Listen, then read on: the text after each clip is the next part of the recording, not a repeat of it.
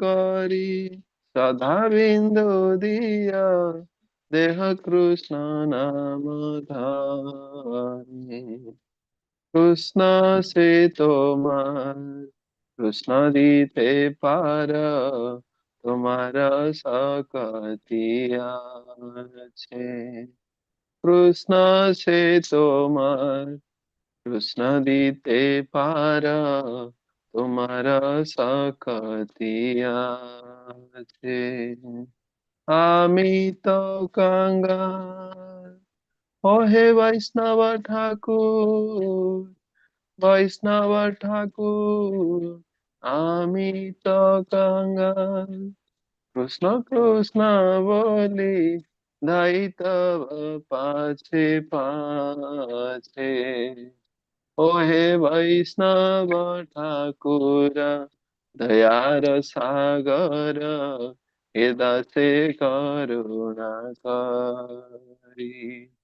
ও হে বৈষ্ণব ঠাকুর, দয়ার সাগর, এ দাসে করুণা করি। হরে কৃষ্ণ হরে কৃষ্ণ কৃষ্ণ কৃষ্ণ হরে হরে, হরে রাম হরে রাম, রাম রাম হরে হরে। হরে কৃষ্ণ হরে কৃষ্ণ কৃষ্ণ কৃষ্ণ হরে হরে, হরে রাম হরে রাম, রাম রাম হরে হরে। हरे कृष्ण। समस्त वैष्णव को श्री चरण दंडवत प्रणाम।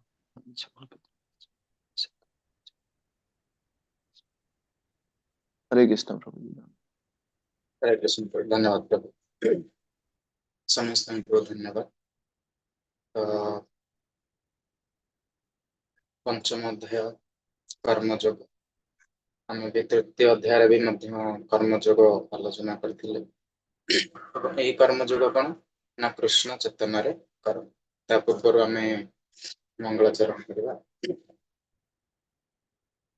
ओम नमो भगवते वासुदेवाय। ओम नमो भगवते वासुदेवाय। ओम नमो भगवते वासुदेवाय। ओम ज्ञानतिमिरन्धस्य ज्ञाननाशलाकया चक्षुरुन्मीलितं येन तस्मै श्रीगुरवे नमः। श्रीचैतन्यमनोभीष्टं स्थापितं येन भूतले सोऽयं रूपः कदा मह्यं ददाति स्वपदान्तिकं। नमो विष्णुपादाय कृष्णपृष्ठाय भूतले श्रीमते श्रीकृष्ण स्वामिनिते नामिने। नमो विष्णुपादाय कृष्णपृष्ठाय भूतले श्रीमते गौरवदे स्वामिनिते नामिने। नमो विष्णुपादाय कृष्णपृष्ठाय भूतले श्रीमते भक्तिवेदांत स्वामिनिते नामिने। नमस्ते सारस्वते देवे गौरवाणी प्रचारिणे निर्विशेष शून्यवादे पाश्चात्य देशतारिणे।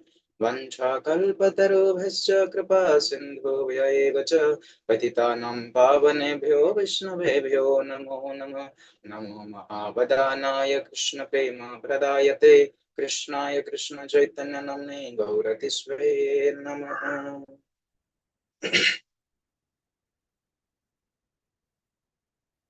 हे कृष्ण करुणा सिंधु दीन बंधु जगत्पते गोपेश गोपिका कांत राधा कांत नमस्तुते। तप्त कांचन गौरांगी राधे वृंदावनेश्वरी वृषभानुसुते देवी प्रणमामि हरिप्रिये। नमो नलिन नेत्राय वेणुभद्य विनोदिने राधाधर सुधापान शालिने वनमालिने। राधां रसेश्वरीं रम्या गोविन्दं महिनीं परा वृषभानुसुतां देवी नमामि श्रीहरिप्रियां। महाभाव स्वरूपं कृष्ण प्रिया वरीयसी प्रेम भक्ति प्रदे देवी राधिके त्वां नमाम्यहं। वन्दे वृन्दावन गुरु कृष्ण कमललोचनं वल्लभी वल्लभं देवं राधालिङ्गित विग्रहम्। नीलाचल निवासाय नित्याय परमात्मने बलभद्र सुभद्राभ्यां जगन्नाथयते नमः।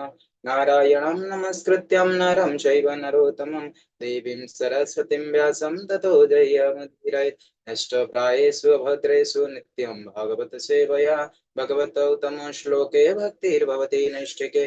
मूकं करोति वाचालं पङ्गुं लङ्घयते गिरि यत्कृपातमः वन्दे श्रीगुरु दिनतारिणे परमानंद माधव। वन्देऽहं श्रीगुरु श्रीयुतपदकमलं श्रीधरं वैष्णवासं श्रीरूपं सग्रजातं सहगण रघुनाथं नित्यं दशाद्वैतं सावधूतं परिजनसहितं श्रीकृष्ण चैतन्यदेवं श्रीराधाकृष्णपादां सहगण ललिता श्रीविशाखान्वितश्च। जय श्री कृष्ण चैतन्य प्रभु नित्यानंद श्री अद्वैत गदाधर श्रीवासवती गौर भक्तवृंद।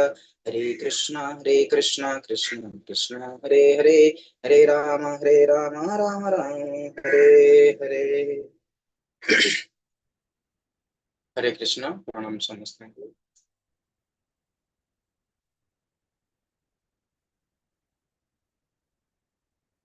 अध्याय आरंभ करने पूर्व मोर परम गुरु आराध्य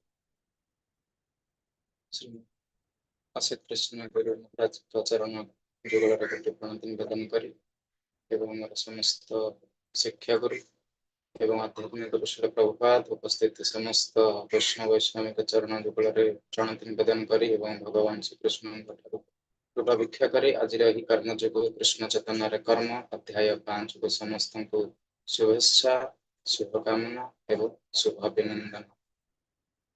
तेबे आमे देखिबा तृतीय अध्याय रे भगवान को अर्जुन प्रथमे गोटे प्रश्न पचारे। अर्जुन कहले हे केशव आपण जदि भाबुछन्ति जे सकाम कर्म अपेक्षा बुद्धि होउची उत्कृष्टतर तेबे मते काहेकि एही भयंकर युद्ध रे नियुक्त हेबाकू बाध्य करूछन्ति। तो एही डॉक्टर थारो ये मध्य से भाव में जो कर्मयोग अच्छी ये होती कौन ना कृष्ण चैतन्य आम कर्म करवा। तेबे पंचम अध्याय अर्थात कर्मयोग उपर आधारित जो भगवान कृष्ण और अर्जुन मध्य होइथिबा एक आध्यात्मिक आलोचनार वर्णना करा जायछि। एठारे कर्मर एठारे कर्म संन्यास और भक्ति जोग मध्य जो पार्थक्य ताकू बुझाइबा एवं कर्मफल त्याग करी किभଳି भावरे पवित्र भावरे आमे कार्य करि परिबा ताहा एठारे गुरुत्व आरोप करा जायछि। कृष्ण चेतन रे रही कर्म करुथिबा व्यक्ति सांसारिक बंधन रु मुक्त होई परम शांति लाभ करे बोली एही अध्याय रे आमे आलोचना करिबा। जने ज्ञानी व्यक्ति किपरि सुख दुख एवं पाप एवं पुण्य रु ऊर्ध्वरे रही समदर्शी होई परिबो ताहा एही अध्याय रे गुरुत्व आरोप। तेणु शेष इंद्रिय संयम भगवत शरणागति द्वारा जीवनर चरम कल्याण संभव बोली एठारे शिक्षा प्राप्त होता है। तेणु आमे श्लोक 1 देखिबा। अर्जुन वाच सन्न्यासं कर्मणा कृष्ण पुनर्योगं च संससि श्रेय एतयारेकं तन्मे ब्रूहि सुनिश्चितम्। तो अर्जुन एठारे कहले हे कृष्ण आपण मते कर्म त्याग अर्थात सन्यास करने कथा कहले तापर पुणी भक्ति जोगरे कर्म करने को कहउछन्ति। तेबे आपण दया करी मते कहिबे जे ए दुईटी मध्यरु केउटी होची श्रेयस्कर। तेबे जो भली भाबरे तांकर जो कर्म त्याग अर्थात सन्यास प्रथम कर्मयोग तृतीय अध्याय कौन कहले ना आपण जदि भाबुछन्ति जे सकाम कर्म अपेक्षा बुद्धि होची उत्कृष्टतर तेबे मते काहे कि युद्ध रे कोन करबा पई कहउछन्ति ନିଯୁକ୍ତ ହେବାକୁ କହୁଛନ୍ତି। ତୃତୀୟ ଅଧ୍ୟାୟର ପ୍ରଥମ ଶ୍ଲୋକରେ ଅର୍ଜୁନ ପଚାରିଲେ। ଏଠି ଅର୍ଜୁନ ବର୍ତ୍ତମାନ ପଚାରିଲେ, ହେ କୃଷ୍ଣ, ପ୍ରଥମତେ ଆପଣ କର୍ମତ୍ୟାଗ ଅର୍ଥାତ୍ ସନ୍ନ୍ୟାସ କରିବା କଥା କହିଲେ, ତାପରେ ପୁଣି କହୁଛନ୍ତି ଯେ ଭକ୍ତି ଯୋଗରେ କର୍ମ କରିବା ପାଇଁ। ତେବେ ଆପଣ ଏଇ ଦୁଇଟା ଭିତରେ ଯୋଉ ମତେ ଦ୍ୱନ୍ଦ୍ୱରେ ବର୍ତ୍ତମାନ ରଖିଛନ୍ତି, ତେବେ ଏହି ଦ୍ୱନ୍ଦ୍ୱରୁ ମତେ ମୁକୁଳାଇବା ପାଇଁ ଏ ଦୁଇଟି ମଧ୍ୟରୁ କେଉଁଟି ନିଶ୍ଚିତ ଭାବରେ ଶ୍ରେୟସ୍କର ଅଟେ ତାହା ମତେ ପ୍ରଦାନ କରନ୍ତୁ। ତେବେ ଏହି ଶ୍ଲୋକରେ ଭାବାର୍ଥ ବ୍ୟାଖ୍ୟାକୁ ଯଦି ଆମେ ଆଲୋଚନା କରିବା, ଦେଖିବା ଗୀତାର ଯୋଉ ପୂର୍ବ ଅଧ୍ୟାୟ ଗୁଡିକରେ ଆମେ ଯେମିତି ଦେଖିଲେ କି ତୃତୀୟ ଅଧ୍ୟାୟ ହଉ ଚତୁର୍ଥ ଅଧ୍ୟାୟ ହଉ, ଭଗବାନ ଶ୍ରୀକୃଷ୍ଣ କର୍ମ ତ୍ୟାଗ ଆଉ ଜ୍ଞାନ ସ୍ତରରେ ଅବସ୍ଥାନ କରିବା ଏବଂ ଭକ୍ତି ଯୋଗରେ କର୍ମ କରିବା ଉଭୟରେ କଣ କଲେ ନା ଉପଦେଶ ପ୍ରଦାନ କଲେ। ଏଠି ଗୋଟେ ଗୋଳମାଳର କାରଣ ଆସିଲା। କଣ ନା ଜ୍ଞାନ ସ୍ତରରେ ରହି କର୍ମ ତ୍ୟାଗ ଅର୍ଥାତ ସନ୍ନ୍ୟାସ ଏବଂ ଭକ୍ତି ଯୋଗରେ ରହି କର୍ମ କରିବା, ଏ ଦୁଇଟି ତ ଏକା ବେଳକେ ସମ୍ଭବ ହୋଇପାରିବ ନାହିଁ। ତେଣୁ ଅର୍ଜୁନଙ୍କ ମନରେ ଗୋଟିଏ ଦ୍ୱନ୍ଦ୍ୱ ସୃଷ୍ଟି ହେଲା, ବା ମନରେ ବିଭ୍ରାଟ ସୃଷ୍ଟି ହେଲା, ବା ମନରେ ଗୋଳମାଳ ସୃଷ୍ଟି କଲା। ତେଣୁ ଏହି ଗୋଳମାଳରୁ ସେ କିଭଳି ଭାବରେ ଗୋଟିଏ ଶ୍ରେଷ୍ଠ ପନ୍ଥାର ସନ୍ଧାନ ପାଇବେ? ଜଣେ ବ୍ୟକ୍ତି ସମ୍ପୂର୍ଣ୍ଣ ରୂପେ କର୍ମ ତ୍ୟାଗ କରିବ ନା ପୂର୍ଣ୍ଣ ଜ୍ଞାନରେ କର୍ମ କରିବ, ସେ ବିଷୟରେ ସନ୍ଦେହ ମୁକ୍ତ ହେବା ପାଇଁ ସେ କୃଷ୍ଣଙ୍କୁ ପଚାରିଲେ ଯେ ଏହି ଦୁଇଟି ପନ୍ଥା ମଧ୍ୟରୁ କେଉଁଟି ସୁନିଶ୍ଚିତ, କୋଉଟି ହଉଛି ଶ୍ରେଷ୍ଠ, କେଉଁଟା ହଉଛି କଲ୍ୟାଣକାରୀ, ତାହା ମତେ କୁହନ୍ତୁ। ତେଣୁ ଶ୍ଲୋକ 2ରେ ଭଗବାନ କଣ କହୁଛନ୍ତି ଦେଖିବା। ଶ୍ରୀ ଭଗବାନ ଉବାଚ ସନ୍ନ୍ୟାସଃ କର୍ମଯୋଗଶ୍ଚ ନିଃଶ୍ରେୟକରାର୍ଭୁବେ ତୟୋସ୍ତୁ କର୍ମ ସନ୍ନ୍ୟାତ କର୍ମଯୋଗ ବିଶିଷ୍ୟତେ। ତ ଶ୍ଲୋକ 2ରେ ଭଗବାନ ଏହି ଯୋଉ ଦ୍ୱନ୍ଦ୍ୱର ସମାଧାନ କରିଛନ୍ତି। ଅର୍ଜୁନଙ୍କର ଯୋଉ ଦ୍ୱନ୍ଦ୍ୱ ଥିଲା, ସେଇ ଦ୍ୱନ୍ଦ୍ୱ କଣ ନା ସେ କହିଲେ ଯେ କର୍ମତ୍ୟାଗ ଅର୍ଥାତ ସନ୍ନ୍ୟାସ ଏବଂ ଭକ୍ତି ଯୋଗରେ କର୍ମ ଅର୍ଥାତ କର୍ମଯୋଗ, ଏ ଉଭୟ ପନ୍ଥା ହଉଛି ମୁକ୍ତି ନିମିତ୍ତ ଭଲ। କେବଳ କର୍ମ ତ୍ୟାଗ କରିବା ଅପେକ୍ଷା ଭକ୍ତି ଯୋଗରେ ରହି କର୍ମ କରିବା ଅଧିକ ଉତ୍ତମ ଏବଂ ଶ୍ରେୟସ୍କର। ଏଠି ଭଗବାନ ପୁରା କ୍ଲିୟର କରିଲେ ଯେ କର୍ମ ତ୍ୟାଗ ଅର୍ଥାତ ସନ୍ନ୍ୟାସ ଏବଂ ଭକ୍ତି ଯୋଗରେ କର୍ମ କରିବା ଉଭୟ ହଉଛି କଣ, ଉଭୟ ପନ୍ଥା ମୁକ୍ତି ନିମିତ୍ତ ଭଲ ହୋଇପାରେ, କିନ୍ତୁ କର୍ମ ତ୍ୟାଗ କରିବା ଅପେକ୍ଷା ଭକ୍ତି ଯୋଗରେ ରହି କର୍ମ କରିବା ଅଧିକ ଉତ୍ତମ ଏବଂ ଶ୍ରେୟସ୍କର। ତେଣୁ ଆମେ ଯଦି ଭାବାର୍ଥକୁ ଯିବା, ଦେଖିବା କଣ ନା ସକାମ କର୍ମ ହଉଛି ବନ୍ଧନର କାରଣ। ଇନ୍ଦ୍ରିୟ ତୃପ୍ତି ଅନ୍ୱେଷଣରେ କରାଯାଉଥିବା ସକାମ କର୍ମ ହିଁ ବ୍ୟକ୍ତିର ଭୌତିକ ବନ୍ଧନର ମୂଳ କାରଣ ଅଟେ। ତେଣୁ ବ୍ୟକ୍ତି କେବଳ ଦୈହିକ ଧାରଣାରେ ରହିବା ପର୍ଯ୍ୟନ୍ତ ତାର ବାହ୍ୟ କର୍ମ ତ୍ୟାଗ କଲେ ମଧ୍ୟ ସେ ସମ୍ପୂର୍ଣ୍ଣ ମୁକ୍ତ ହୋଇପାରିବ ନାହିଁ। ତେଣୁ ଅଧିକାଂଶ ସମୟରେ କଣ ହବ ନା କର୍ମ ତ୍ୟାଗରେ ତାର ଅଧପତନର ଆଶଙ୍କା ଦେଖାଦେବ। ତେବେ କଣ ହବ ନା କୃଷ୍ଣ ଚେତନା ବିନା କେବଳ ଶୁଷ୍କ ଜ୍ଞାନରେ ଯଦି ଆମେ କର୍ମ ତ୍ୟାଗ କରିଦେବା, ତାହା ଅସମ୍ପୂର୍ଣ୍ଣ ତ୍ୟାଗ ହବ ବା କୃତ୍ରିମ ତ୍ୟାଗ ହବ। ଏପରି ଅବସ୍ଥାରେ ବ୍ୟକ୍ତିର ହୃଦୟ ବିଶୁଦ୍ଧ ନ ହୋଇଥିବାରୁ ସେ କାଲି ବି ଆମେ ଆଲୋଚନା କରିଥିଲେ ଯେ କିଭଳି ଭାବରେ ତାର ଅଧପତନ ହବ। ଯଦି ତାର ସମ୍ପୂର୍ଣ୍ଣ ମାତ୍ରାରେ ଗୃହର ଆସକ୍ତି, ଗୃହ ପ୍ରତି ତାର ଡିଟାଚମେଣ୍ଟ ହେଇନାହିଁ, ଅର୍ଥାତ ସ୍ତ୍ରୀ ପିଲା ଛୁଆ ପ୍ରତି ତାର ମୋହ ଏବଂ ଆସକ୍ତି ଅଛି, କିନ୍ତୁ କୌଣସି କାରଣବଶତଃ ଯେଉଁ ସେଇ ତାର କର୍ମ ଏବଂ କର୍ତ୍ତବ୍ୟକୁ ସଠିକ ଭାବରେ ସମ୍ପାଦନ କରି ନ ପାରୁଥିବାରୁ ସେ କଣ ଚିନ୍ତା କରୁଛି ଯେ ମୁଁ ଏହି କର୍ମ ତ୍ୟାଗ କରିଦେବି ଏବଂ ମୁଁ ବଣକୁ ଯିବି ବା ଜଙ୍ଗଲକୁ ଯିବି, ମନ୍ଦିରକୁ ଯିବି ବା ମଠରେ ରହିବି। ତେଣୁ ସେଥିପାଇଁ ସେ ଚିନ୍ତା ଯୋଉ ତାର କର୍ମ ତ୍ୟାଗର ଯୋଉ ଅଧପତନ, ତାହା ହିଁ ହଉଛି ଆଶଙ୍କା। ତେଣୁ ଏଥିରେ କଣ ରହେ ନା ଯଥେଷ୍ଟ ବିପଦ ରହିଥାଏ। ତେବେ ପ୍ରକୃତ ତ୍ୟାଗ ଆଉ ସହଜ ମୁକ୍ତି କଣ ନା ଯେତେବେଳେ ବ୍ୟକ୍ତି से सबु किछि कृष्णଙ୍କର संपत्ति बोली ज्ञान लाभ करे एवं सबु किछि भगवान को सेवा रे नियोजित करे सेतेबेले ताहार त्याग कण हुए ना संपूर्ण हो जाए। एही परे कृष्ण चेतन रे कर्म करुथिबा व्यक्ति केवल कर्म फलरु भोगरु मुक्त होई अति सहजरे विशुद्धता को लाभ करे। अर्थात कौनसी जिनिस को जदि निजर भावी त्याग करिबा जेमिति कि मायावादी सन्यासी मानकर जो कृत्रिम त्याग अपेक्षा सब किछि भगवानकर बोली जानी कृष्ण चेतना रे कर्म करिबा होची बहुत पूर्णतर एवं श्रेयस्कर। तेणु एइभଳି भावरे अर्जुनଙ୍କର जो मनरे प्रश्न तृतीय अध्याय एवं पंचम अध्याय रे उपजिथिला ताहार उत्तर भगवान 2 नंबर श्लोक रे प्रदान कले।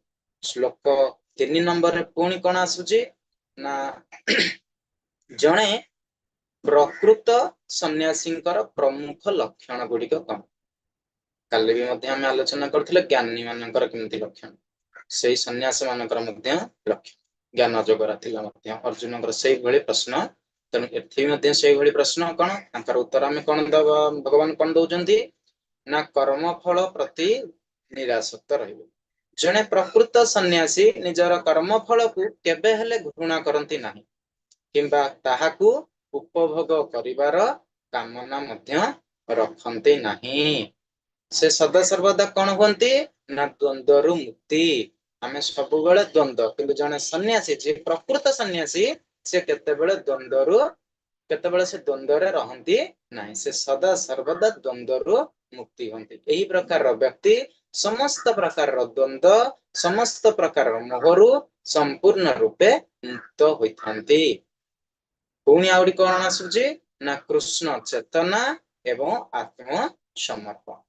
तो जो व्यक्ति संपूर्ण रूपे कृष्ण चेतना रे रही भगवान को सेवा रे निजको आत्मसमर्पण करिथांती से पूर्ण ज्ञान लाभ करिथिबा जने प्रकृत बा नित्य सन्यासी अटंती। तेणु एही परि द्वंद्व मुक्त आउ कृष्ण चेतनामय व्यक्ति अति सहजरे भौतिक जगतर जो बंधन रु कोन हे परिबो मुक्ति हे परिबो एवं संपूर्ण स्वाधीनता सहित जो आमे निजे भावुचे स्वाधीनता किंतु सेटा होचे पराधीनता किंतु वास्तव स्वाधीनता कोन ना ए भौतिक जगतर बंधन रु जते बेले आमे मुक्ति पाई परिबे। श्लोक 4 रे कोन कृष्ण भगवान कोन कहबे ना भौतिक जगतर विश्लेषणात्मक अध्ययन कर्मयोग भक्ति योग कृष्ण चेतना रे कर्म तार तत्व एवं तार पार्थक्य एभଳି भाବରେ भगवान 4 नंबर श्लोक रे कहबे। 4 नंबर श्लोक सांख्य योगो वृथा बाला प्रवदन्ति न पंडिता एकम अपि अस्ति तं जम्य गुभ वन्दिते फलम। तो अज्ञानी एवं पंडितंकर दृष्टिकोण कोन थिक अछि एथिर आलोचना हेछि जे माने अल्प बुद्धि संपन्न सेही माने कहंती जे कर्म योग बा भक्ति योग बा सांख्य योग अर्थात भौतिक जगतर जो विश्लेषणात्मक अध्ययन अछि ताठारु पृथक किंतु जे माने प्रकृति रे पंडित से माने कहंती जे जदि केही ए दुई योग मार्ग मध्यरु गोटी को भी अनुसरण करे से उभयर फलाफल पाए। तेणु एठी जदि हम आलोचना करिबा अज्ञानी आउ पंडितंकर दृष्टिकोण कोन केवल अज्ञ बा अल्प विद्या संपन्न लोक माने ही कहि थांती जे कर्म योग आउ सांख्य योग ए दुईटी मार्ग पृथक किंतु जो माने प्रकृति रे पंडित बा ज्ञानी से माने जानते जे एही विभिन्न पंथा गुड़िकर लक्ष्य होचे समान फलर मध्य प्राप्ति हेबे। जदि केही एही दुई योग मार्ग मध्यरु कौनसी गोटिक भी यदि संपूर्ण निष्ठार सहित से अनुसरण करंती तेबे से उभय मार्गर फल प्राप्त होइथांती। तो उभय रो अंतिम लक्ष्य मध्य कोन ना एका अटे। तो सांख्य जगर उद्देश्य हैला कोन ना भौतिक जगतर स्थिति को विश्लेषण करबा द्वितीय अध्याय में रासिथिला कपिल मुनि माता देवहितंगी से भाव में विश्लेषणात्मक भाव में ज्ञान प्रदान कले ए भौतिक जगतर स्थिति। तेणु परमात्मा आ विष्णु को खोजी बाहर करवा सांख्य जगर उद्देश्य कौन ना भौतिक जगतर स्थिति को विश्लेषण करी सबकिछिर मूल अर्थात परमात्मा बा विष्णु को खोजी बाहर करवा। जदि अन्य पक्षरे देखिबा कर्मयोग बा भक्ति जोगरे जन व्यक्ति सही पूर्ण ज्ञान लाभ करी सीधा सड़क भगवान सेवारे निजको नियोजित करे। तेबे दुईटी जग मार्गर चरम लक्ष्य होचंदी कौन ना भगवान कृष्ण आ भगवान विष्णु। अर्थात सांख्य जोग हेउछि मूल को खोजिबार मार्ग एवं कर्मयोग हेउछि सेही मूल रे सेवा प्रदान करिबार मार्ग। तो एकेटा सांख्य जोग आउथरे कोन फरक रहिला ना सांख्य जोग हेउछि मूल को खोजिबार मार्ग आ कर्मयोग हेउछि कोन ना सेही मूल रे सेवा प्रदान करिबार मार्ग। तेणु ए दुईटी परस्पर विरोधी नुहंती बरं परस्पर परिपूरक एवं अंतिम लक्ष्य स्थल को जीवार एका प्रकारर पंथा। तो श्लोक 5 रे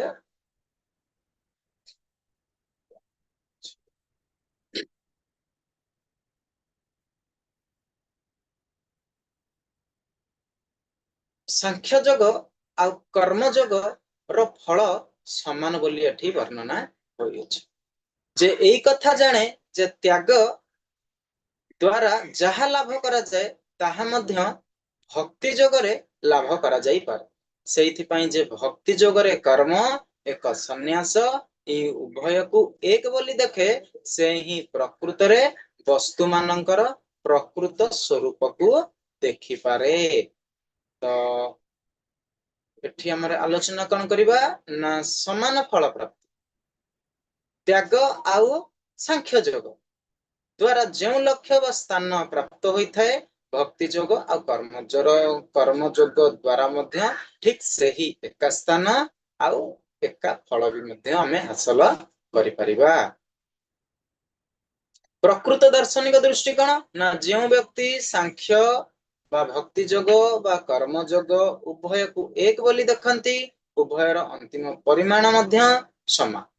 तेणु प्रकृत रे वस्तुर यथार्थ स्वरूप को देखि पारंती वास्तव रे सेही माने ही प्रकृत ज्ञानी अटंती। तेणु अंतिम लक्ष्यर एकता कण ना बाहिक दृष्टि ए जदि मार्ग होची अलगा बोली मने हुए कारण गोटिए मार्ग सांख्य सब किछि त्याग करिबा पई कहूची एवं अन्यटी भगवान कर सेवारे नियोजित हेबा पई कहूची।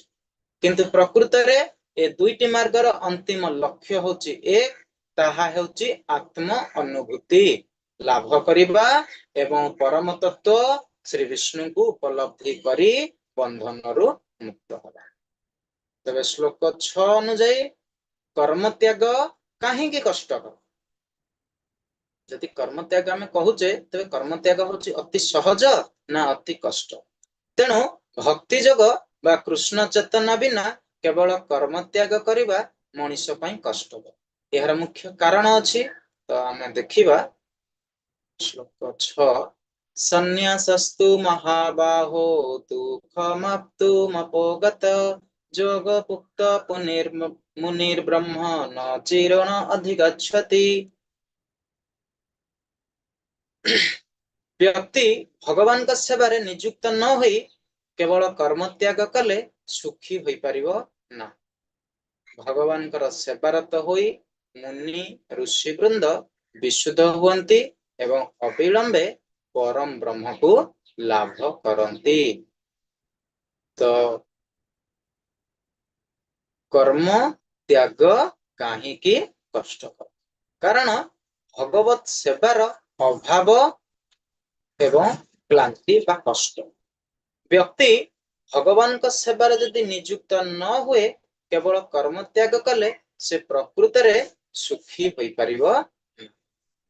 जो माने मायावादी सन्यासी ब्रह्मवादी सन्यासी जोगी भगवान कर दिव्य सेवारे नियुक्त होंति नाही केवल कौन करती ना शुष्क वेदांत दर्शन को अध्ययन करती, केवल जोग मार्ग को अवलंबन करती। सेमाने यह द्वारा कौन होती ना बेले बेले क्लांत होई पड़ती, कारण भगवान निराकार रूप को देखी आमे बहुत दिन तिष्टि परिबा नहीं। भगवान साकार रूप को आमे यदि चिंता करिबा ताले आमे तांको सहित कौन हबो ना प्रेम श्रद्धा आ विश्वास जात हो। केवल से विश्वास करिकी किछि जोग सिद्धि प्राप्त करिबा पई से शुष्क चिंतन मनन करूछन्ति, किंतु वास्तव रे ताहा बहुत दिन पर्यंत तिष्टि रही पारिबो नाही। जमिति शंकराचार्य आदि शंकराचार्य तांकर जीवनर प्रारंभरु मरणर पर्यंत कौन कले ना केवल अद्वैत मतवाद को प्रचार कले, किंतु परिशेष रे भगवान कृष्ण ही सब किछि बोली जानि पारले। तेनु एई भली भाबरे अधिकांश योगी हुंतु, ज्ञानी हुंतु, ब्रह्मवादी हुंतु बा निराकारवादी हुंतु, जदि सेमाने एई भली भाबरे भगवानकर साकार रूप को दर्शन न करिवा पई लालायित होई नाहंती, तेबे जेते भी समाने शुष्क मानसिक कल्पना करंतु, जेते वेद अध्ययन करंतु, जे भली भाबरे वेदांत दर्शन ज्ञाता हुंतु, कौन सी प्रकार रे सेमाने सठिक मार्ग को अवलंबन करि परिबे नाही, तांकर अधपतन सुनिश्चित। कारण सेमाने क्षुद्र बुद्धि माने देखिबा आगो को आसीबो सब। तेणु शुष्क वेदांत दर्शन अध्ययन करती, किंतु तापरे भी सेमाने कौन हो जानती ना बहुत कष्ट प्राप्त पाती एवं ता सहित मध्य क्लांत हो जाती। शुष्क मानसिक कल्पना कौन ना भगवत सेवा बिना सेमानंकर एही जो सन्यास केवल शुष्क मानसिक कल्पना एवं कृत्रिम उपाय रे करुथिया व्याख्या ताहा होछि कोन वृथा एवं कष्टदायक। जमिति हमर उदाहरण सब दिया जाय, जो माने भगवान रूप को सकाळ उठिले तांकर भगवान रूप को देखिले, तांकर विग्रह देखिले, तांको सेवा कले, केते खुशीर आनंदर सहित से सेवा करुछन्ति भगवान। किंतु अन्य लोक मन भावुछन्ति पागल, किंतु जो माने किछि नै केवल निराकार ब्रह्म को किछि त नाही से कोन काहाकू जमदे गोटे छोट पिल्ला को आमे जति तार लालन पालन करिबा, तार सुंदर जत्न नबा, ता सहित हमर जमिति अटैचमेंट हबो, गोटे किछि नै शून्य घर भीतर को जाय के आमे ध्यान करिबा, केते दिन आमे ध्यान करि परिबा। तेनु सेहि बळी भाबरे शुष्क मानसिक चिंतना तार जो कल्पना ये सब बहुत कौन हुए ना कष्टदायक होता है। तेणु यार परिणाम कौन ना अधपतन। अधपतन आशंका बहुत समय देखा जाए। केवल कर्म त्याग करिथिबा व्यक्ति माने भगवत सेवार दिव्य आनंद लाभ करि पारंती नाही, फलरे सेमानंकर दिव्य स्तररु अधपतन घटे एवं सेमाने पुनर्बार समाज सेवा बा लोक सेवा भली विभिन्न प्रकार भौतिक कर्म रे निजको निवृत्त करिथांती। एही सब कारणरू भगवान श्री कृष्ण स्पष्ट कले जे कर्म त्याग अपेक्षा भगवानकर सेवारे नियुक्त रही कर्म करिबा अर्थात भक्ति जोग अति सहज पंथा एवं ताहा होची मध्य श्रेयस्कर, जहा द्वारा व्यक्ति सहजरे विशुद्ध हेबो एवं अविलंबे भगवान एवं परम ब्रह्म को परम पुरुषोत्तम भगवान को बा परम ब्रह्म को लाभ कर परिबो। एई भली भाबरे मध्य अछि 6 रे पूरा संपूर्ण विवरणी कोन देखिबा, जति 6 रे आहुरी बे मध्य पर्पट भीतर को जिबा देखिबा। दुई प्रकार रो सन्यासी, सन्यासींकर दुईटी श्रेणी अछि, गोटे होचंती मायावादी सन्यासी आउ गोटे होचंती वैष्णव सन्यासी। तेणु मायावादी सन्यासींकर ना जोटा चिंता कले जे समान होचंती शुष्क सन्यास।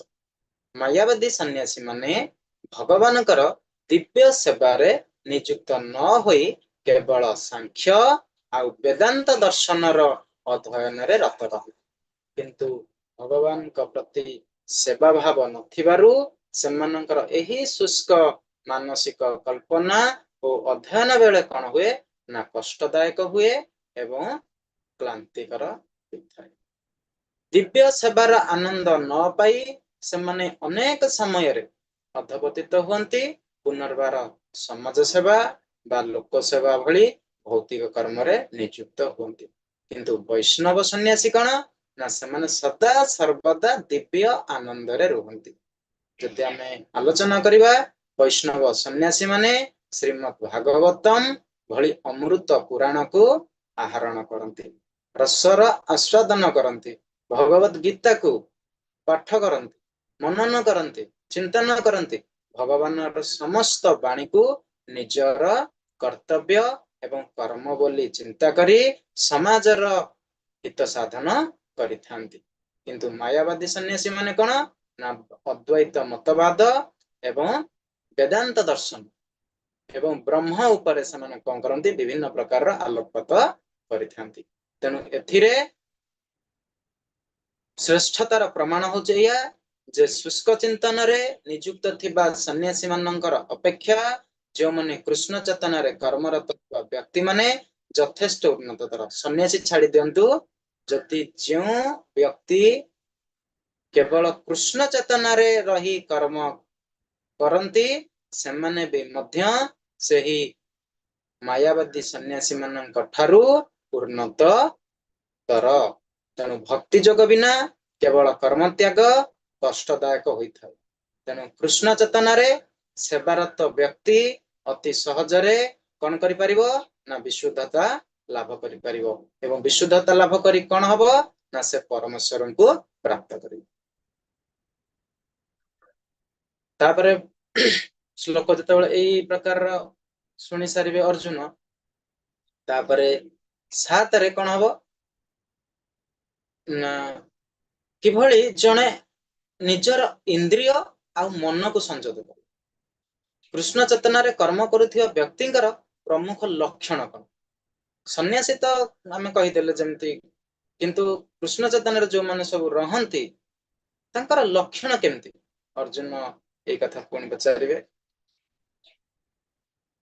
तापर देखियो जे भक्ति जोगरे कर्म करे जे विशुद्ध आत्मा जे निजर मन आउ आत्मा को संयत करि थाए से समस्तंकर प्रिय समस्ते तार प्रिय अटंती ए प्रकार व्यक्ति सर्वदा कर्मरत थिले सुधा कदापि कर्म फल रे लिप्त हुअन्ति नाही तो श्लोक 7 नपा जोगो युक्त विशुद्धात्मा विजितात्मा जितेन्द्रियः सर्वभूतात्मा भूतात्मा कुर्वन् अपि न लिप्यते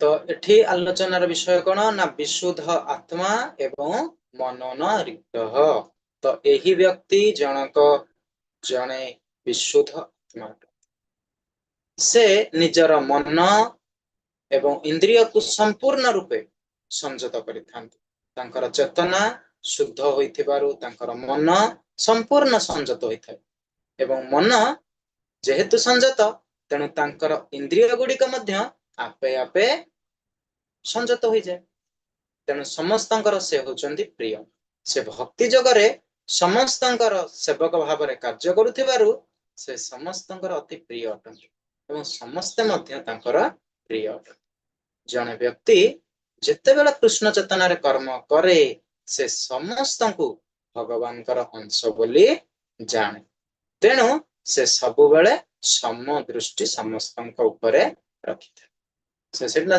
तापर भगवान कहबे ना ममी वंश जीव लोके जीवभूत सनातन मन षष्ठन इंद्रियाणि प्रकृति स्थानी कर्षति तेणु से जानिबो आगो आसीबो सब श्लोक आगो रे हम देखिबा तेणु मोर होचंती अंश सब किए नाई जीव तेणु प्रत्येक एही भगवानकर विभिन्नांश प्रत्यक्षांश स्वंश माध्यम रे आम ठारे आसिके उपनीत परमात्मा प्रत्येक हृदय रे भगवान कौन रहिले ना परमात्मा रूप रहिले तेणु सेटा होची हमर कोन ना भगवान कर अंश बोली सकल देह नारायण में समस्त कहउचंती किंतु तार वास्तव अर्थ को कोन जानुचंती कि तेणु सेथि पई एही जो माने प्रिय जो माने समदृष्टि जो माने जितेंद्रिय जो मानकर इंद्रिय आ मन संयम हो जाइछि से जानि देबे जे समस्त होचंती कोन भगवान कर अंश तेणु से कहा प्रति आ हिंसा କାହା ପ୍ରତି ଆଉ କ୍ରୋଧ ଏଭଳି ଭାବରେ ରଖିବେ ନାହିଁ।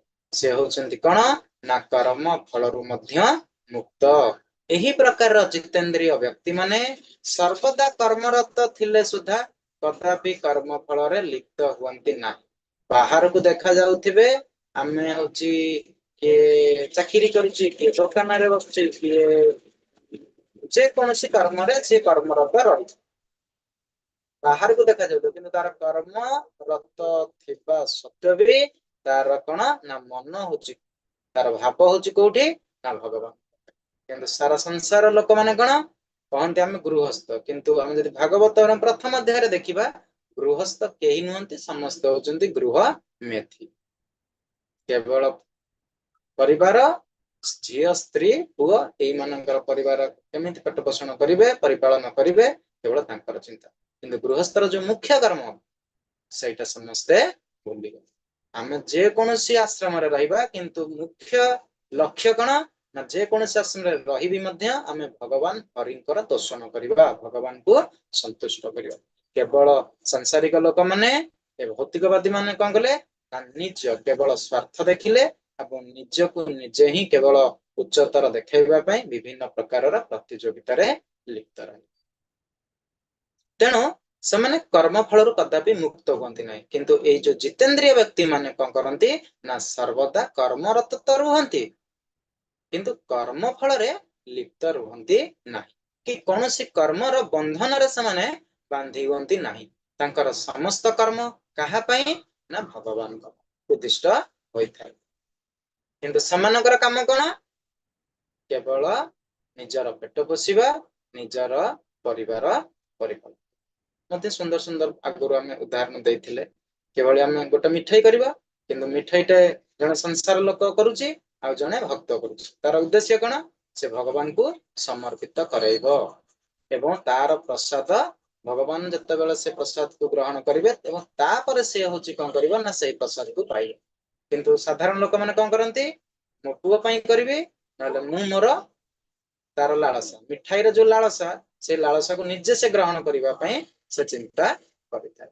ତେଣୁ ସଦାଚାରୀ ଯେଣୁ ତାଙ୍କର ଇନ୍ଦ୍ରିୟ ସଂଯତ ଥାଏ, ସେ କାହାର ପ୍ରତି କେବେ ହେଲେ ଅସଦାଚରଣ କରନ୍ତି ନାହିଁ କିମ୍ବା କାହା ପ୍ରତି ସେ ଅପରାଧୀ ହୁଅନ୍ତି। ଯଦି ଆମେ ଏହି ଶ୍ଲୋକକୁ ସଂକ୍ଷେପରେ ଦେଖିବା ତେବେ ଭକ୍ତି ଯୋଗ ବା ଯେଉଁ ବ୍ୟକ୍ତି ଭକ୍ତି ଯୋଗ ବା କୃଷ୍ଣ ଚେତନା ମାଧ୍ୟମରେ ନିଜର ମନ ଆଉ ନିଜର ଇନ୍ଦ୍ରିୟକୁ ଜୟ କରିଛନ୍ତି, ସେ କର୍ମ କରି ମଧ୍ୟ କର୍ମ ବନ୍ଧନରୁ ମୁକ୍ତ ରହନ୍ତି, କିନ୍ତୁ ସମଗ୍ର ଜଗତର କଲ୍ୟାଣକାରୀ ଏବଂ ପ୍ରିୟ ପାତ୍ର ହୋଇପାରନ୍ତି। ତ ଶ୍ଲୋକ 8 ଏବଂ 9 8 ଆଉ 9 ଶ୍ଲୋକରେ କଣ କୁହାଗଲା ନା ଜଣେ ତତ୍ତ୍ୱବିତ୍ ବା ଜଣେ ଦିବ୍ୟ ଚେତନାରେ ଅବସ୍ଥାନ କରୁଥିବାରୁ ବ୍ୟକ୍ତି ସର୍ବଦା ଏହା ଅନୁଭବ କରନ୍ତି ଯେ ବାସ୍ତବରେ ସେ ନିଜେ କିଛି ବି କରୁନାହାନ୍ତି। ତ ଅନୁବାଦକୁ ଯଦି ଆମେ ଯିବା ଦେଖିବା, ଯିଏ ଦିବ୍ୟ ଚେତନାରେ ଅଛନ୍ତି ସେ ଦେଖୁଥିଲେ, ଶୁଣୁଥିଲେ, ସ୍ପର୍ଶ କରୁଥିଲେ, ଆଘ୍ରାଣ କରୁଥିଲେ, ଭୋଜନ କରୁଥିଲେ, ଗମନାଗମନ କରୁଥିଲେ, ଶୟନ କରୁଥିଲେ, ଶ୍ୱାସ ପ୍ରଶ୍ୱାସ ନେଉଥିଲେ ସୁଦ୍ଧା ସେ ଏକଥା ଭଲ ରକମ ଜାଣେ ଯେ ସେ ପ୍ରକୃତରେ କିଛି ହିଁ କରୁନାହିଁ। ସେ କଥା ଭଲ ରକମ ଜାଣେ ଯେ ଯେତେବେଳେ କଥା କହୁଛି, କିଛି ଗ୍ରହଣ କରୁଛି, କିଛି ତ୍ୟାଗ କରୁଛି, ଚକ୍ଷୁ ଖୋଲୁଛି, ସେତେବେଳେ ସେ ଏ ଜଡ ଇନ୍ଦ୍ରିୟ ବା ଇନ୍ଦ୍ରିୟ ଭୋଗ୍ୟ ବିଷୟ ବସ୍ତୁ କେବଳ ଲାଗିଛନ୍ତି, କିନ୍ତୁ ଏ ସବୁଥିରୁ ହଉଛି ଅଲଗା। ତ ଏଥିରୁ ଆମେ ଜାଣିଲେ କଣ ଦୁଇଟି ଶ୍ଲୋକରୁ, ଗୋଟେ ହଉଛି ଶାରୀରିକ କାର୍ଯ୍ୟରୁ ନିର୍ଲିପ୍ତତା। ଜଣେ ତତ୍ତ୍ୱବିତ୍ ଦେଖୁଥିଲେ, ଶୁଣୁଥିଲେ, ସ୍ପର୍ଶ କରୁଥିଲେ ବା ଆଘ୍ରାଣ କରୁଥିଲେ, ଭୋଜନ କରୁଥିଲେ କିମ୍ବା ଗମନାଗମନ କରୁଥିଲେ ବା ଶୟନ କରୁଥିଲେ ବା ଶ୍ୱାସ ପ୍ରଶ୍ୱାସ ନେଉଥିଲେ ସୁଦ୍ଧା ସେ ଭଲ ରକମର ଜାଣନ୍ତି ଯେ ସେ ପ୍ରକୃତିରେ କିଛି ହିଁ କରୁନାହାନ୍ତି। ଆମର ଛୋଟ ସମୟରେ ଗୋଟେ ବହୁତ ସୁନ୍ଦର ଇଂଲିଶ ବହିରେ ଥିଲା ଯେ ଆମର ଯୋଉ ଷ୍ଟୋମାଚ ସମସ୍ତେ ପ୍ରତିଯୋଗିତା କରିବେ, ହାତ କହିବ ମୁଁ ବଡ, ଚକ୍ଷୁ କହିବ ମୁଁ ବଡ, ଏଇଭଳି ବି ମଧ୍ୟ ଅଛି। ଏବେ ସବୁ ଛୋଟ ପିଲାଙ୍କର ବହିରେ ଗୋଟେ विज्ञान बही रे पढ़ा होछि ना कोन आखि नाक कान चर्म मुंड ये समस्त निजक निजक प्रतियोगिता करिवे निजक निज बड़ कहबे किंतु वास्तव रे समस्त मिसिले ही ये सब काम हबो जदि चक्षु कहबो मु किछि देखिबिनी जदि पाटी कहबो मु किछि खाइबिनी हाथ जदि कहबो मु किछि कर्म करिबिनी ଯେଉଁ ଭଳି ଅବସ୍ଥା ଶରୀରର ହବ ଇଏ ହଉଛି ସେଇଭଳି ଶରୀରର କାର୍ଯ୍ୟରୁ ନିର୍ଲିପ୍ତତା ତେଣୁ ସବୁ ଦେଖୁଛେ ଶୁଣୁଛେ ସ୍ପର୍ଶ କରୁଛେ ଆଘ୍ରାଣ କରୁଛେ ଭୋଜନ କରୁଛେ ଗମନାଗମନ କରୁଛେ ଏ ସବୁ ଚାଲିଛି କିନ୍ତୁ ପ୍ରକୃତରେ ଇଏ କିଏ କରୁଛନ୍ତି ପ୍ରକୃତରେ ଇଏ କିଛି କେହି କରୁ ନାହାନ୍ତି ଆ ପଛରେ ଅନ୍ୟ ଜଣଙ୍କର ହାତ ରହିଛି ତେଣୁ ଇନ୍ଦ୍ରିୟ ଆଉ ବିଷୟ ବସ୍ତୁ ମଧ୍ୟରେ ଯୋଉ ସମ୍ପର୍କର ଜ୍ଞାନ ରହିଛି ସ୍ପଷ୍ଟ ଭାବରେ ଜାଣନ୍ତି ଯେ ଯେତେବେଳେ ସେ କଥା କହୁଛନ୍ତି କିଛି ଗ୍ରହଣ କରୁଛନ୍ତି କିଛି ତ୍ୟାଗ କରୁଛନ୍ତି କିମ୍ବା ଆଖି ଖୋଲୁଛନ୍ତି ବା ବନ୍ଦ କରୁଛନ୍ତି ସେତେବେଳେ କେବଳ ତାଙ୍କର ଜ୍ଞାନେନ୍ଦ୍ରିୟ ଗୁଡିକ ହିଁ ଇନ୍ଦ୍ରିୟ ଭୋଗ୍ୟ ବିଷୟ ବସ୍ତୁ ଗୁଡିକ ସହିତ ଜଡିତ ହୋଇକି କାର୍ଯ୍ୟ କରୁଛନ୍ତି ସମ୍ପୂର୍ଣ୍ଣ ପୃଥକତା ଏହି ସବୁ ଶାରୀରିକ କାର୍ଯ୍ୟକଳାପ ନିରନ୍ତର ଘଟୁଛି ନିଜକୁ ନିଜର ପ୍ରକୃତ ଆତ୍ମ ସ୍ୱରୂପକୁ ଏ ସମସ୍ତ କାର୍ଯ୍ୟ ଆଉ ଇନ୍ଦ୍ରିୟ ଗୁଡିକ ଠାରୁ କଣ ହୁଏ ନା ସମ୍ପୂର୍ଣ୍ଣ ରୂପେ ଅଲଗା ବୋଲି ବିଚାର କରନ୍ତି ଯଦି ଆମେ ତାକୁ ସଂକ୍ଷେପରେ ଦେଖିବା ଜଣେ ତତ୍ତ୍ୱବିତ୍ ହଉ ବା ଜଣେ କୃଷ୍ଣ ଚେତନାଶୀଳ ବ୍ୟକ୍ତି ବାହିକ ଭାବରେ ସମସ୍ତ କାର୍ଯ୍ୟରେ ନିୟୋଜିତ ଥିବା ପରି ଦେଖାଗଲେ ମଧ୍ୟ ଅନ୍ତରରୁ ସେ ସମ୍ପୂର୍ଣ୍ଣ ମୁକ୍ତ ଥାନ୍ତି ତାଙ୍କର କୌଣସି ଅହଙ୍କାର ନଥାଏ କୌଣସି ଗର୍ବ ନଥାଏ କି କୌଣସି କର୍ତ୍ତୃତ୍ୱ ଭାବ ମଧ୍ୟ ନଥାଏ ତ ଶ୍ଲୋକ 10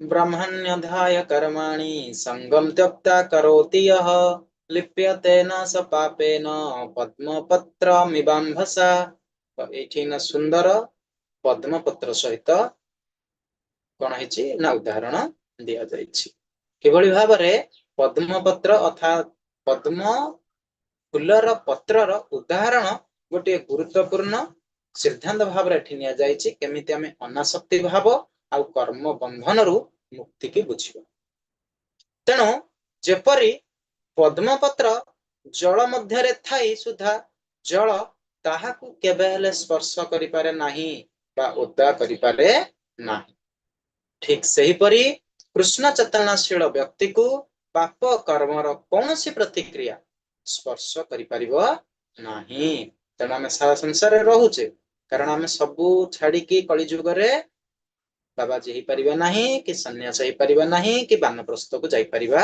नाही तेणु आ भागवतम रे जदि देखिबा समस्त मुक्तिर जो प्राप्त अछि अधिकांश जो माने मुक्ति पाइछन्ति केवल ही गृहस्थाश्रम एवं ता सहित भी मध्य भागवतम 12 स्कंद रे भी मध्य गृहस्थ मुख्य धर्मर मार्ग भी मध्य प्रसंग मध्य रही तेणु आमे जो भौतिक जगत रे रहुचे आमे निजे चिंता करूचे बाबाजी हे गेले भल लोक होउछन बाबाजी भाउचे जे मु होची जति रहिबी कोन गृहस्थ हेई थांती भल तेणु प्रत्येक समय ए जो जने बाबाजी हेई सारला पर भी से भाउचे जे कोन मु जति गृहस्थ हेई थांती मु बड़ खुशी रे रही थांती गृहस्थ भाबुची जे मु जति कोन करि थांती बाबाजी ने जो वर्तमान संसार जो भली भाबरे पिल्ला छुआ स्त्री ये जो प्रत्येक दिन पाटी तुंड गोल अमाल जो चलीची आथुर मुक्ति हबाटा सबटारु श्रेष्ठ कोन बाबाजी हे की मठ मंदिर रे रहिबा किंतु वास्तव रे ये सब कोन हबो ना जदि भगवान कर गीता बाणी को हमें जानि परिबा ये सब होची अधर्म ये होचंती धर्मर कोनोसी मार्ग ही नुहे तेणु प्रत्येक कर्म आ कर्तव्य मनुष्य को भगवान ही प्रदान करछन्ति तेणु सेही कर्तव्य आ कर्म एही भली भाबरे हमकु दायित्व तार जो निर्वाह करिबा किभली भाबरे नाई पद्म पत्र आमे संसार रे रहिबा सबु सांसारिक कर्तव्य कर्म करिबा किंतु ता प्रति कोनोसी आसक्ति रहिबनी केवल ही अनासक्त रहिबा अनासक्त रही आमे कोन करिबा ना एहाकु सुचारू रूप रे तार दायित्व संपादन करिबा तो देखिबा एहा होची तार तात्पर्य रे कोन अछि सब तार भावार्थ रे यार मुख्य कारण अछि कौन ना कर्म फल को आमे समर्पण करिबा जो व्यक्ति निजर समस्त कर्म आउ कर्म फल को भगवान को अर्पण करी अनासक्त भाव रे कार्य करती से कौन सी पाप कर्मर प्रतिक्रिया भोग करती नहीं। द्वितीय आम देखा निर्लिप्तता अर्थात स्वामित्वर अभाव एक भौतिक जगतर सबु किछि ब्रह्म बा भगवान प्रकाश जो व्यक्ति यह भल भाव जानती जे सबु किछि कृष्णकर एवं से निजे सही सबुर मालिक नुहंती सही व्यक्ति कर्म कले मध्य वास्तव रे तार कर्म फल रे कौनसी आवश्यकता न था। काली भी मध्य सही कथा कहूली ज्ञान स्तर जो आसो आमे जानिबा जे आमे होचे भगवानंकर दास। आमे किंतु जतेबेले ए भौतिक जगतर त्रिगुण रे बांधी हे जाउचे जतेबेले आमे आसिक एठी जन्म नहीं जाउचे आम मन भितर आसुची कौन ना स्वामित्व। आमर वास्तविक परिचय होची दासत्व किंतु एठी प्रकृतिर त्रिगुण रे जतेबेले आमे संस्पर्श रे आसिले आमे निजको कोन कले ना मालिक बोली चिंता कले। तेणु आमे केबे भी मालिक नथिले ना एबे मालिक अच्छे ना परवर्ती समय रे मालिक हबो। जदि जो किछि क्षण समय पे आमको मालिकर जो झलक आम मन रे आसुची सेटा केवल ही कोन ना भ्रमात्मक धारणा एवं मायार सागर रे बुड़ी जाउथिबा भଳି उद्भुत पानी फटका भଳି। तेणु भौतिक जगत रे रही मध्य ये होची संपर्कहीन कोन ना जने कृष्ण चेतनाशील व्यक्ति ए भौतिक दुनिया रे रहंती सत किंतु तांकर चेतना सदा सर्वदा भगवान चरण जुगल रे रहिबा उचित एवं रखंती भी मध्य। तेणु जेते बेले पर्यंत आमे भगवान श्री भगवान चरण जुगल रे मन को एवं निजर भाव को प्रदान करिथिबा सेते पर्यंत आमे कोन करिबा ना एही पद्म पत्र भଳି हमर काम दब। कोन काम दब ना पद्म पत्र जेमिति जल रे रहिले एवं भासमान अवस्था रहउची कोनोसी ओदा हेउ नाही सेही भଳି भाबरे आमे ए संसार रे रहिबा सबु कर्म करिबा एवं सबु कर्मर प्रतिक्रिया ठारू बहुत ऊर्ध्वरे रही परिबा। तेणु एही शरीर एवं ज्ञानेन्द्रिय धारणा रे जदि आमे कर्म कले एवं कृष्ण का सेवा रे रहिले तबे कोनोसी प्रकार रो दोष कोनोसी प्रकार रो दुर्बलता कोनोसी प्रकार रो पाप हमको बा कृष्ण चेतनाशील व्यक्ति को स्पर्श करि परिबो नाही। जदि ताहा कृष्ण का सेवा रे भी नियुक्त हुए जदि संसार रे रहि तमे जदि कृष्ण के प्रति समर्पित न हेलो तबे व्यक्ति संपूर्ण रूपे कौन हबो ना कर्मर दोष युक्त आमे नियुक्त हबा तबे सब निर्लिप्त आमे कोनोसी थेरे रहिबा ना कोनोसी पाप हमको लागिबा ना। जदि आमे भगवान ठाରୁ दूरेई जिबा तबे हमको निश्चित सब पापर भाग हमको ही ग्रहण करने को पड़े। देखिए श्लोक 11 कृष्ण चेतनाशील व्यक्ति बा योगी मानकर निष्काम कर्म एवं आत्मा विशुद्धिकरण विषय भगवान देखिए कौन कायेन मनसा बुद्ध्या कैवल्येन्द्रियर्पि योगिनः कर्म कुर्वन्ति संगम त्यक्तात्मशोधये। तो संग बा आसक्ति त्याग करी योगी माने केवल विशुद्धिकरण निमित्त शरीर मन बुद्धि एपरिकी इंद्रिय मानक साहाय्य रे कर्म करंती।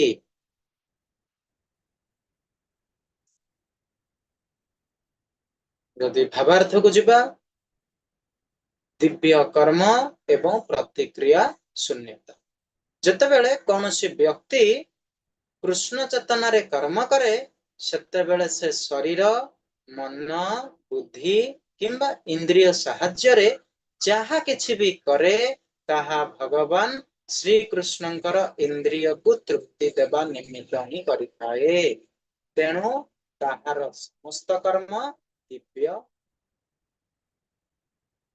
भलरे शुणंतु कौन ना जेतेबेले कौनसी व्यक्ति कृष्ण चेतना रे कर्म करे सेतेबेले से शरीर मन बुद्धि किंबा इंद्रिय साहाय्य रे जहा किछि भी करे ତାହା ଭଗବାନ ଶ୍ରୀକୃଷ୍ଣଙ୍କର ଇନ୍ଦ୍ରିୟକୁ ତୃପ୍ତି କରିବା ନିମିତ୍ତ ପାଇଁ, ନିଜର ଇନ୍ଦ୍ରିୟକୁ ତୃପ୍ତି କରିବା ପାଇଁ ନୁହେଁ।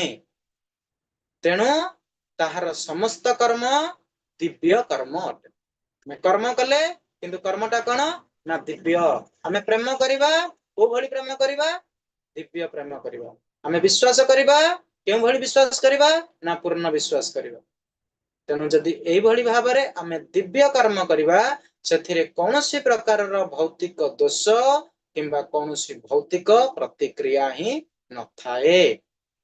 ଦ୍ୱିତୀୟକୁ ଯଦି ଆମେ ଯିବା, ସହଜରେ ବିଶୁଦ୍ଧିକରଣ ହୋଇପାରିବ ଏବଂ ସଦାଚାର ଅବଲମ୍ବନ ଆମେ କରିପାରିବା। କୃଷ୍ଣ ଚେତନାରେ କର୍ମ କଲେ ବ୍ୟକ୍ତି ସ୍ୱତଃ ସଦାଚାରୀ ହୋଇଯାଏ। ଯଦି ଆମେ ପ୍ରଥମ ଦିନ ଆମର ଚିନ୍ତା କରିବା, ଆମେ କେଉଁ ଭଳି ସ୍ଥିତିରେ ଥିଲେ, ଆମେ ନିଜକୁ ନିଜେ କେତେ ପରିବର୍ତ୍ତନ ଆପେ ଆପେ ସ୍ୱତଃ ଭାବରେ ହେଇଯାଇଛି, ଆମେ ସେଇଟା ବି ପରିକଳ୍ପନା କରିପାରିବା ନାହିଁ। ଶେଷରେ ଆମେ ଶେଷ ଦିନ ଆମେ ଆଲୋଚନା କରିଥିଲୁ। ତେଣୁ ଏଇଭଳି ଭାବରେ ଯେତେବେଳେ ଜଣେ ଭଗବାନଙ୍କ ପ୍ରତି ସମର୍ପିତ ହୋଇଯାଏ, ଭଗବାନ ତାର ଅନ୍ତଃକରଣର ଶୁଦ୍ଧିକୁ ନିଜେ ତାର ଦାୟିତ୍ୱ ନିର୍ବାହ କରନ୍ତି। ତାର ସେ ନିଜେ ଆଉ ଚିନ୍ତା କରେନି ଯେ ମୁଁ ପରିବର୍ତ୍ତନ କରିବିନି, କାରଣ ନିଜେ ଆମେ ପରିବର୍ତ୍ତନ ହେଇପାରିବା ହିଁ ନାହିଁ। କାରଣ ଭଗବାନଙ୍କର କୃପା, ଭଗବାନଙ୍କର ଅନୁଗ୍ରହ ବିନା ଆମେ ଆମର କୌଣସି ଚେତନାକୁ ମଧ୍ୟ ପରିବର୍ତ୍ତନ କରିପାରିବା ନାହିଁ। ତେବେ ଏଇଟା ହଉଛି ସହଜ ବିଶୁଦ୍ଧିକରଣର ଉପାୟ। କେବଳ ଆମେ କଣ କରିବା ନା କୃଷ୍ଣ ଚେତନାରେ ହିଁ କର୍ମ କରିବା। ଯଦି ଆମେ କୃଷ୍ଣ ଚେତନାରେ କର୍ମ କରିବା, ତାହେଲେ ବ୍ୟକ୍ତି କଣ ହବ ନା ସ୍ୱତଃ ଭାବରେ ସଦାଚାରୀ ହୋଇପାରିବ ଏବଂ ଅତି ସହଜରେ ସେ କଣ ହେଇପାରିବ ନା ବିଶୁଦ୍ଧ କର୍ମ ମଧ୍ୟ କରିପାରିବ। ତ ତା ପରବର୍ତ୍ତୀ ଯଦି ଆମେ ଆଲୋଚନା କରିବା, ତାପରେ କଣ ଦେଇଛି ନା ଭଗବାନଙ୍କର ଏକ ସୁନ୍ଦର ଉଦାହରଣ ଦେଇଯାଇଛନ୍ତି। କିଏ ଦେଇଛନ୍ତି ନା ରୂପ ଗୋସ୍ୱାମୀ ଭକ୍ତି ରସାମୃତ ସିନ୍ଧୁରେ ଦେଇଛନ୍ତି, ଜୀବନ ଉକ୍ତ ପୁରୁଷ। ଅର୍ଥାତ୍ ଯେଉଁ ବ୍ୟକ୍ତି ନିଜର କାୟ, ମନ ଏବଂ ବାକ୍ୟରେ ସର୍ବଦା କୃଷ୍ଣ ସେବାରେ ନିଯୁକ୍ତ ଅଛନ୍ତି। ଯେମିତିକି ଆମେ ଉଦାହରଣ ନେଇପାରିବା ଅମ୍ବରୀଶ ମହାରାଜ। ଦୁର୍ବାସା ମୁନି ଆସିଥିଲେ, କିନ୍ତୁ ତାଙ୍କର କ୍ରୋଧରେ ଯେତେବେଳେ ଅମ୍ବରୀଶ ମହାରାଜଙ୍କୁ ସେ ଚିନ୍ତା କରିଥିଲେ ମୁଁ କ୍ରୋଧରେ ତାଙ୍କୁ କଣ କରିଦେବି, ଜଳେଇ ଦେବି, କିନ୍ତୁ ଏମିତି ଘଟଣା ଘଟିଲା ଯେ ସିଏ ନିଜେ ସେହି ରାଜ ପରିଷଦ ଏବଂ ରାଜ୍ୟଟାକୁ ଛାଡି କୌଣସି ଦିଗକୁ ଆଉ ଦୌଡିବା ପାଇଁ ମଧ୍ୟ ସକ୍ଷମ ହୋଇପାରିଲା। ବୈକୁଣ୍ଠ ଲୋକ ଠାରୁ ଆରମ୍ଭ କରିକି ସବୁ 14 ଲୋକକୁ ମଧ୍ୟ ସେ କଣ କଲେ ନା ଧାବମାନ ଅବସ୍ଥାରେ ରହିଲେ। ତେଣୁ ଜଣେ ଭକ୍ତ ଯେତେବେଳେ ଭଗବାନଙ୍କ ପ୍ରତି ପୂର୍ଣ୍ଣ ସମର୍ପିତ ହୋଇଯାଏ, ତାର ସମସ୍ତ ଦାୟିତ୍ୱ କିଏ ନେଇଯାଆନ୍ତି? ଭଗବାନ ହିଁ ନେଇଯାଆନ୍ତି। ତେଣୁ ଜୀବନ ମୁକ୍ତ ହଉଛନ୍ତି ପୁରୁଷ ଶିବ। ତେଣୁ ଯେଉଁ ବ୍ୟକ୍ତି ନିଜର କାୟ ଆଉ ମନ ଏବଂ ବାକ୍ୟରେ ସର୍ବଦା କୃଷ୍ଣ ଚେତନାରେ ବା କୃଷ୍ଣଙ୍କ ସେବାରେ ନିଯୁକ୍ତ ଅଛି, ସେ ଭୌତିକ ଜଗତରେ କର୍ମରତ ଥିଲେ ସୁଦ୍ଧା ସେ ଏକ ମୁକ୍ତ ପୁରୁଷ ଅଟନ୍ତି। ତେବେ ତାଙ୍କର କଣ ଦେଖାଦିଏ ନା ମିଥ୍ୟା ଅହଙ୍କାରରୁ ମୁକ୍ତି ଦେଖାଯାଏ। ଆମର ଯୋଉ ଅହଙ୍କାର ଅଛି, ସେ ଅହଙ୍କାରଟା କଣ ହବ ନା ସେଠି ମିଥ୍ୟା ଅହଙ୍କାରର ଆମର ଅହଙ୍କାର ବି ରହିବା ଆବଶ୍ୟକ। ସତ୍ୟ, ଯୋଉଟା ସତ୍ୟ ଅହଙ୍କାର, ମୁଁ ହଉଛି କଣ ନା ଭଗବାନଙ୍କର ଦାସ, ଇଏ ହଉଛି ଆମର ଟ୍ରୁ ଏଗୋ। କିନ୍ତୁ ଯଦି ମିଥ୍ୟା ଅହଙ୍କାର ଆସିବ, ମୁଁ ହଉଛି ମାଲିକ, ମୁଁ ହଉଛି ରାଜା, ତେଣୁ ଏହା ହିଁ ହୋଇଯାଏ କଣ ନା ମିଥ୍ୟା ଅହଙ୍କାର। ତେଣୁ ଏହି ମିଥ୍ୟା ଅହଙ୍କାରରୁ କେତେବେଳେ ମୁକ୍ତି ହବ ନା ଏହିପରି ବ୍ୟକ୍ତିର କୌଣସି ମିଥ୍ୟା ଅହଙ୍କାର ନଥାଏ ଯେତେବେଳେ ଯେ ସେ କୃଷ୍ଣ ଚେତନାରେ ରହିବ। ସେ ନିଜକୁ ଏଇ ଜଡ ଶରୀର ବୋଲି ବିଶ୍ୱାସ କରେ ନାହିଁ କିମ୍ବା ନିଜକୁ ଏଇ ଶରୀରର ଅଧିକାରୀ ବୋଲି ଧାରଣା କରେ ନାହିଁ। ସେ ଭଲ ଭାବରେ ଜାଣେ ଯେ ସେ ନିଜେ ଏବଂ ତାର ଶରୀର ସମେତ ସେ ଯାହା କିଛି ଅଛି, ଅର୍ଥାତ୍ ମନ, ବୁଦ୍ଧି, ବାକ୍ୟ, ଧନ, ଜୀବନ, ପ୍ରତିପତ୍ତି ସବୁ କିଛି ସବୁ ହଉଛି କୃଷ୍ଣଙ୍କର ଦାନ। ଯେତେବେଳେ ସେ ଏ ସବୁ କିଛି କୃଷ୍ଣଙ୍କ ସେବାରେ ଲଗାଏ, ସେତେବେଳେ ସେ ସମ୍ପୂର୍ଣ୍ଣ ରୂପେ କୃଷ୍ଣଙ୍କ ସହିତ ଏକ ହୋଇଯାଏ। ତାକୁ ଶରୀର ବୋଲି ଧାରଣା ଦେଉଥିବା ଯୋଉ ମିଥ୍ୟା ଅହଙ୍କାର, ସେ ସମ୍ପୂର୍ଣ୍ଣ ଭାବରେ ମୁକ୍ତ ମଧ୍ୟ ହୋଇଯାଏ। ଦ୍ୱିତୀୟ ଅଧ୍ୟାୟରେ ଆମେ ପଢିଥିଲେ ଯେ ସାଂଖ୍ୟ ଯୋଗ।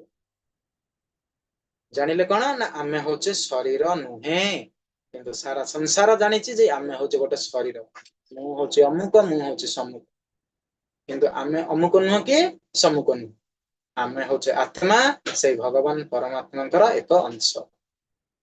ତେଣୁ ଯେତେବେଳେ ଏହି ଅହଙ୍କାର ଆମ ମନରେ ଆସିଯାଏ ତାହେଲେ ଆମେ ବାସ୍ତବରେ କୃଷ୍ଣ ଚେତନଶୀଳ ହୋଇପାରିବା।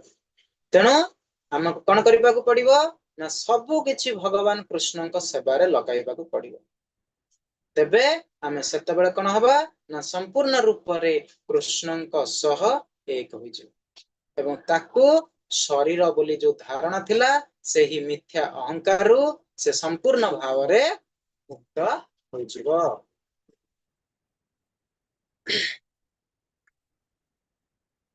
ତାପରେ କଣ କହିବେ ନା କୃଷ୍ଣ ଚେତନାଶୀଳ ବ୍ୟକ୍ତି ଏବଂ ସକାମ କର୍ମୀ ମଧ୍ୟରେ ପାର୍ଥକ୍ୟ ଆଉ ପ୍ରକୃତ ଶାନ୍ତି ପ୍ରାପ୍ତିର ରହସ୍ୟ ବିଷୟରେ ବର୍ଣ୍ଣନା କରିବେ। ଯୁକ୍ତ କର୍ମ ଫଲಂ ତ୍ୟକ୍ତା ଶାନ୍ତିମାପ୍ନୋତି ନୈଷ୍ଠିକିମ୍ ଅଯୁକ୍ତ କାମକାରେଣ ଫଲେ ଶକ୍तो ନିବିଧତେ। ତ ଯେଉଁ ବ୍ୟକ୍ତି ଦୃଢ ଭାବରେ ଭଗବାନଙ୍କ ସହିତ ଯୁକ୍ତ ହୋଇଯାଏ ଅର୍ଥାତ ଏକ ଭକ୍ତି ଯୁକ୍ତ ଆତ୍ମା, ସେ ତାର ସମସ୍ତ କର୍ମଫଳ ଭଗବାନଙ୍କୁ ସମର୍ପଣ କରୁଥିବାରୁ ବିଶୁଦ୍ଧ ଶାନ୍ତି ଲାଭ କରେ। କିନ୍ତୁ ଯେ ଭଗବାନଙ୍କ ଠାରେ ଯୁକ୍ତ ହୋଇ ନଥାଏ ସେ ତାର କର୍ମଫଳ ଉପଭୋଗ କରିବା ପାଇଁ ଅତ୍ୟନ୍ତ ଲୋଲୁପ ହୋଇ ଉଠିଥାଏ ଏବଂ ସେ ହିଁ କର୍ମ ଫଳରେ ବାନ୍ଧି ହୁଏ।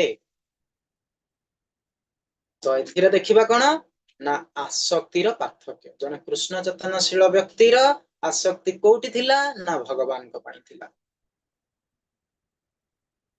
ଏଠି କଣ ନା ଜଣେ କୃଷ୍ଣ ଚେତନଶୀଳ ବ୍ୟକ୍ତି ଆଉ ଜଣେ ସାଧାରଣ ଶରୀର ଧର୍ମୀ ବ୍ୟକ୍ତି, ଭୌତିକବାଦୀ ଲୋକ।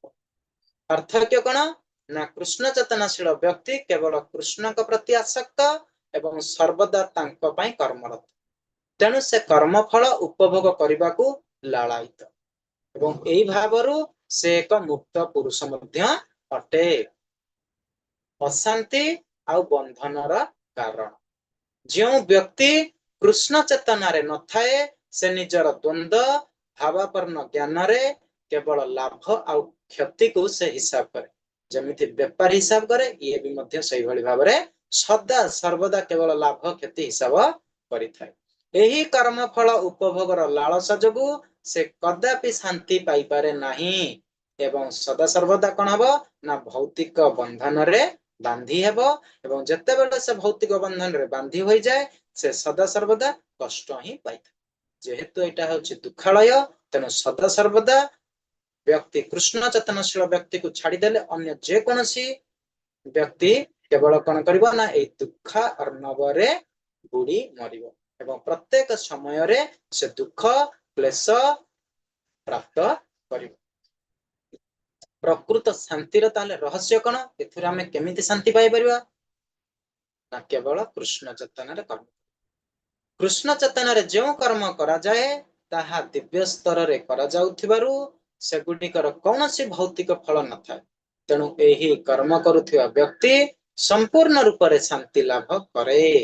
ଆମେ ଯୋଉ ଶାନ୍ତି ଖୋଜୁଛେ ଶାନ୍ତି କୋଉଠାରେ ନାହିଁ, କେବଳ ଭଗବାନଙ୍କ ପାଖରେ ଅଛି, ମନ୍ଦିରରେ ଅଛି। ଆପଣ ଯାଆନ୍ତୁ, ଯେତେ ଟେନସନରେ ଥିବେ, ଯେତେ କ୍ରୋଧ ଥିବ, କିଛି ସମୟ ଭଗବାନଙ୍କ ପାଖରେ ଯାଇକି ବସିଯିବେ ଧୀର ସ୍ଥିର ମନ କରିକି, ଦେଖିବେ ଆପଣଙ୍କ ପାଖରେ ସବୁ କିଛି ଦୂରୀଭୂତ ହେଇଯିବ, କେବଳ ଶାନ୍ତି।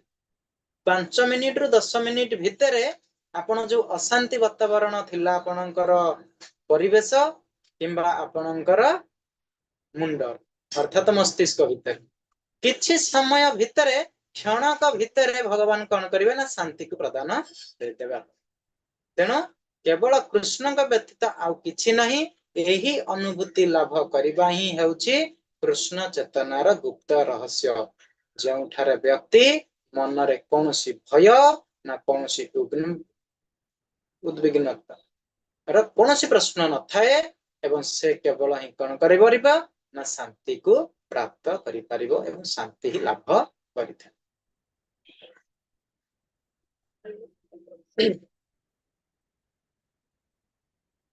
ତା ପରବର୍ତ୍ତୀ ସମୟରେ ଆମେ ଦେଖିବା ଏକ ସଂଯତ ଜୀବାତ୍ମା ଆଉ ଶରୀର ମଧ୍ୟରେ କିଛି କିଭଳି ଭାବରେ ଆନନ୍ଦରେ ଆଉ ନିର୍ଲିପ୍ତ ହୋଇ ବାସ କରନ୍ତି ସେହି ବିଷୟରେ ଆମେ ଦେଖିବା।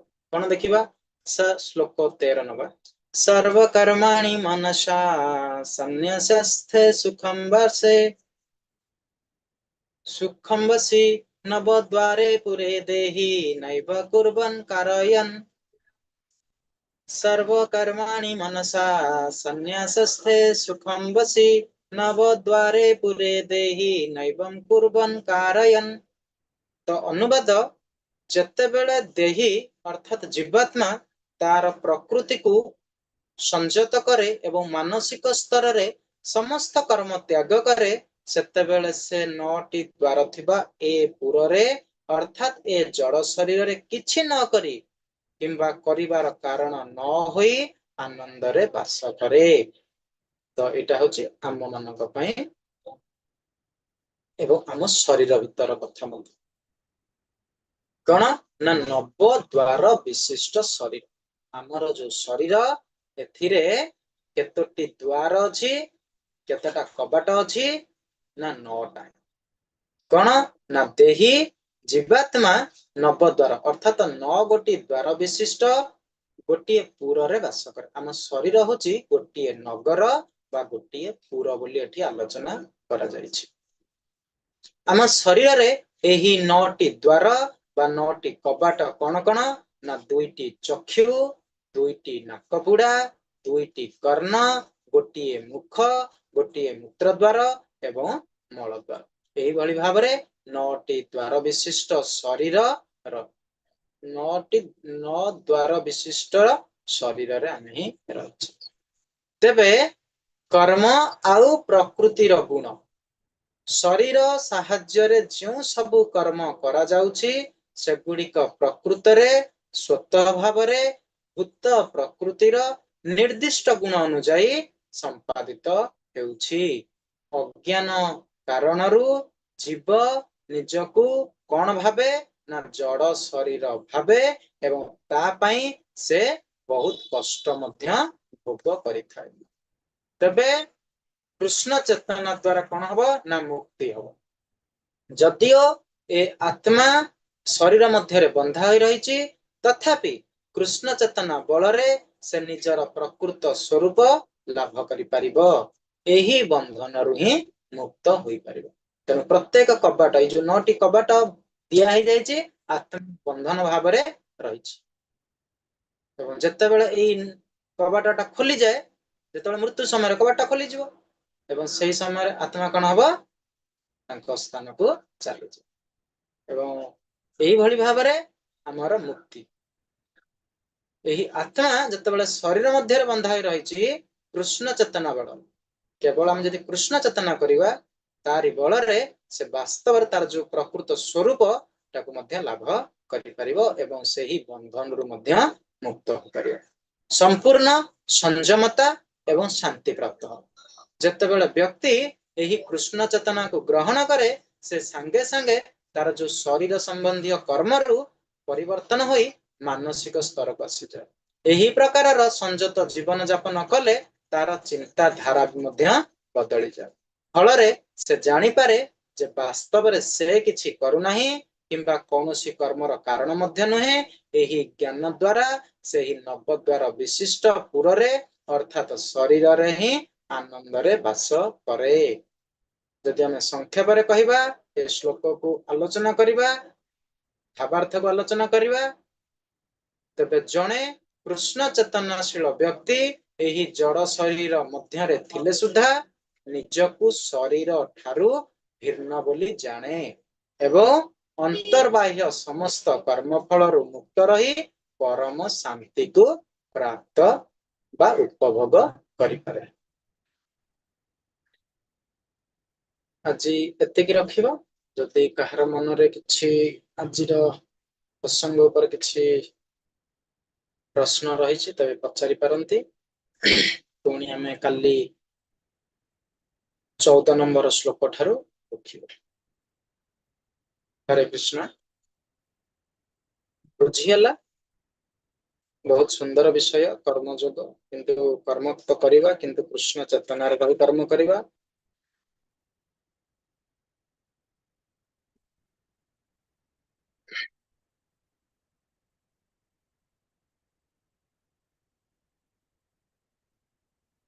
हरे कृष्ण। हरे कृष्ण प्रभु जी। हाँ केही तो प्रणाम प्रभु जी। केही तो प्रश्न पचार ना जे भलो अध्यायटा आपण प्रश्न पचारंतु आमे आलोचना करी। पचारिया प्रश्न आज्ञा से ये पचारि पारुनु हमर सहित ज्ञान नाही। आपण बढ़िया प्रश्न पचारिबे तार उत्तर आपण देबे आमे खाली सुनिबो। कहबी मु प्रश्न पचारिबी आपण डिस्कशन करके कहबी मते आ। हां आज्ञा।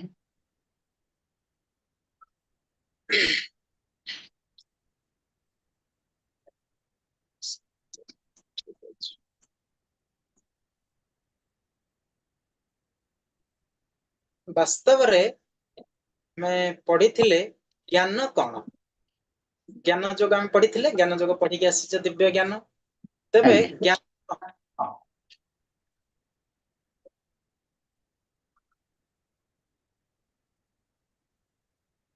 एठी मध्य पढ़िले कर्म जोग पढ़िले ज्ञान जोग भी मध्य पढ़ी के आसीचे जे वास्तव रे हम जदि देखिबा एही ज्ञान कौन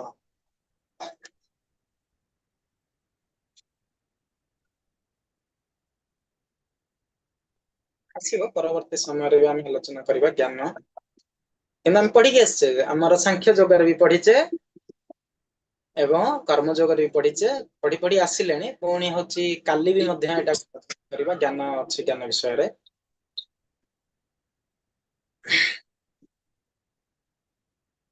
भगवान को जानिबा एतिकी जेते बेले हमें जानि परिबा जे भगवान भगवान को जानिबाटा ही वास्तव रे होची ज्ञान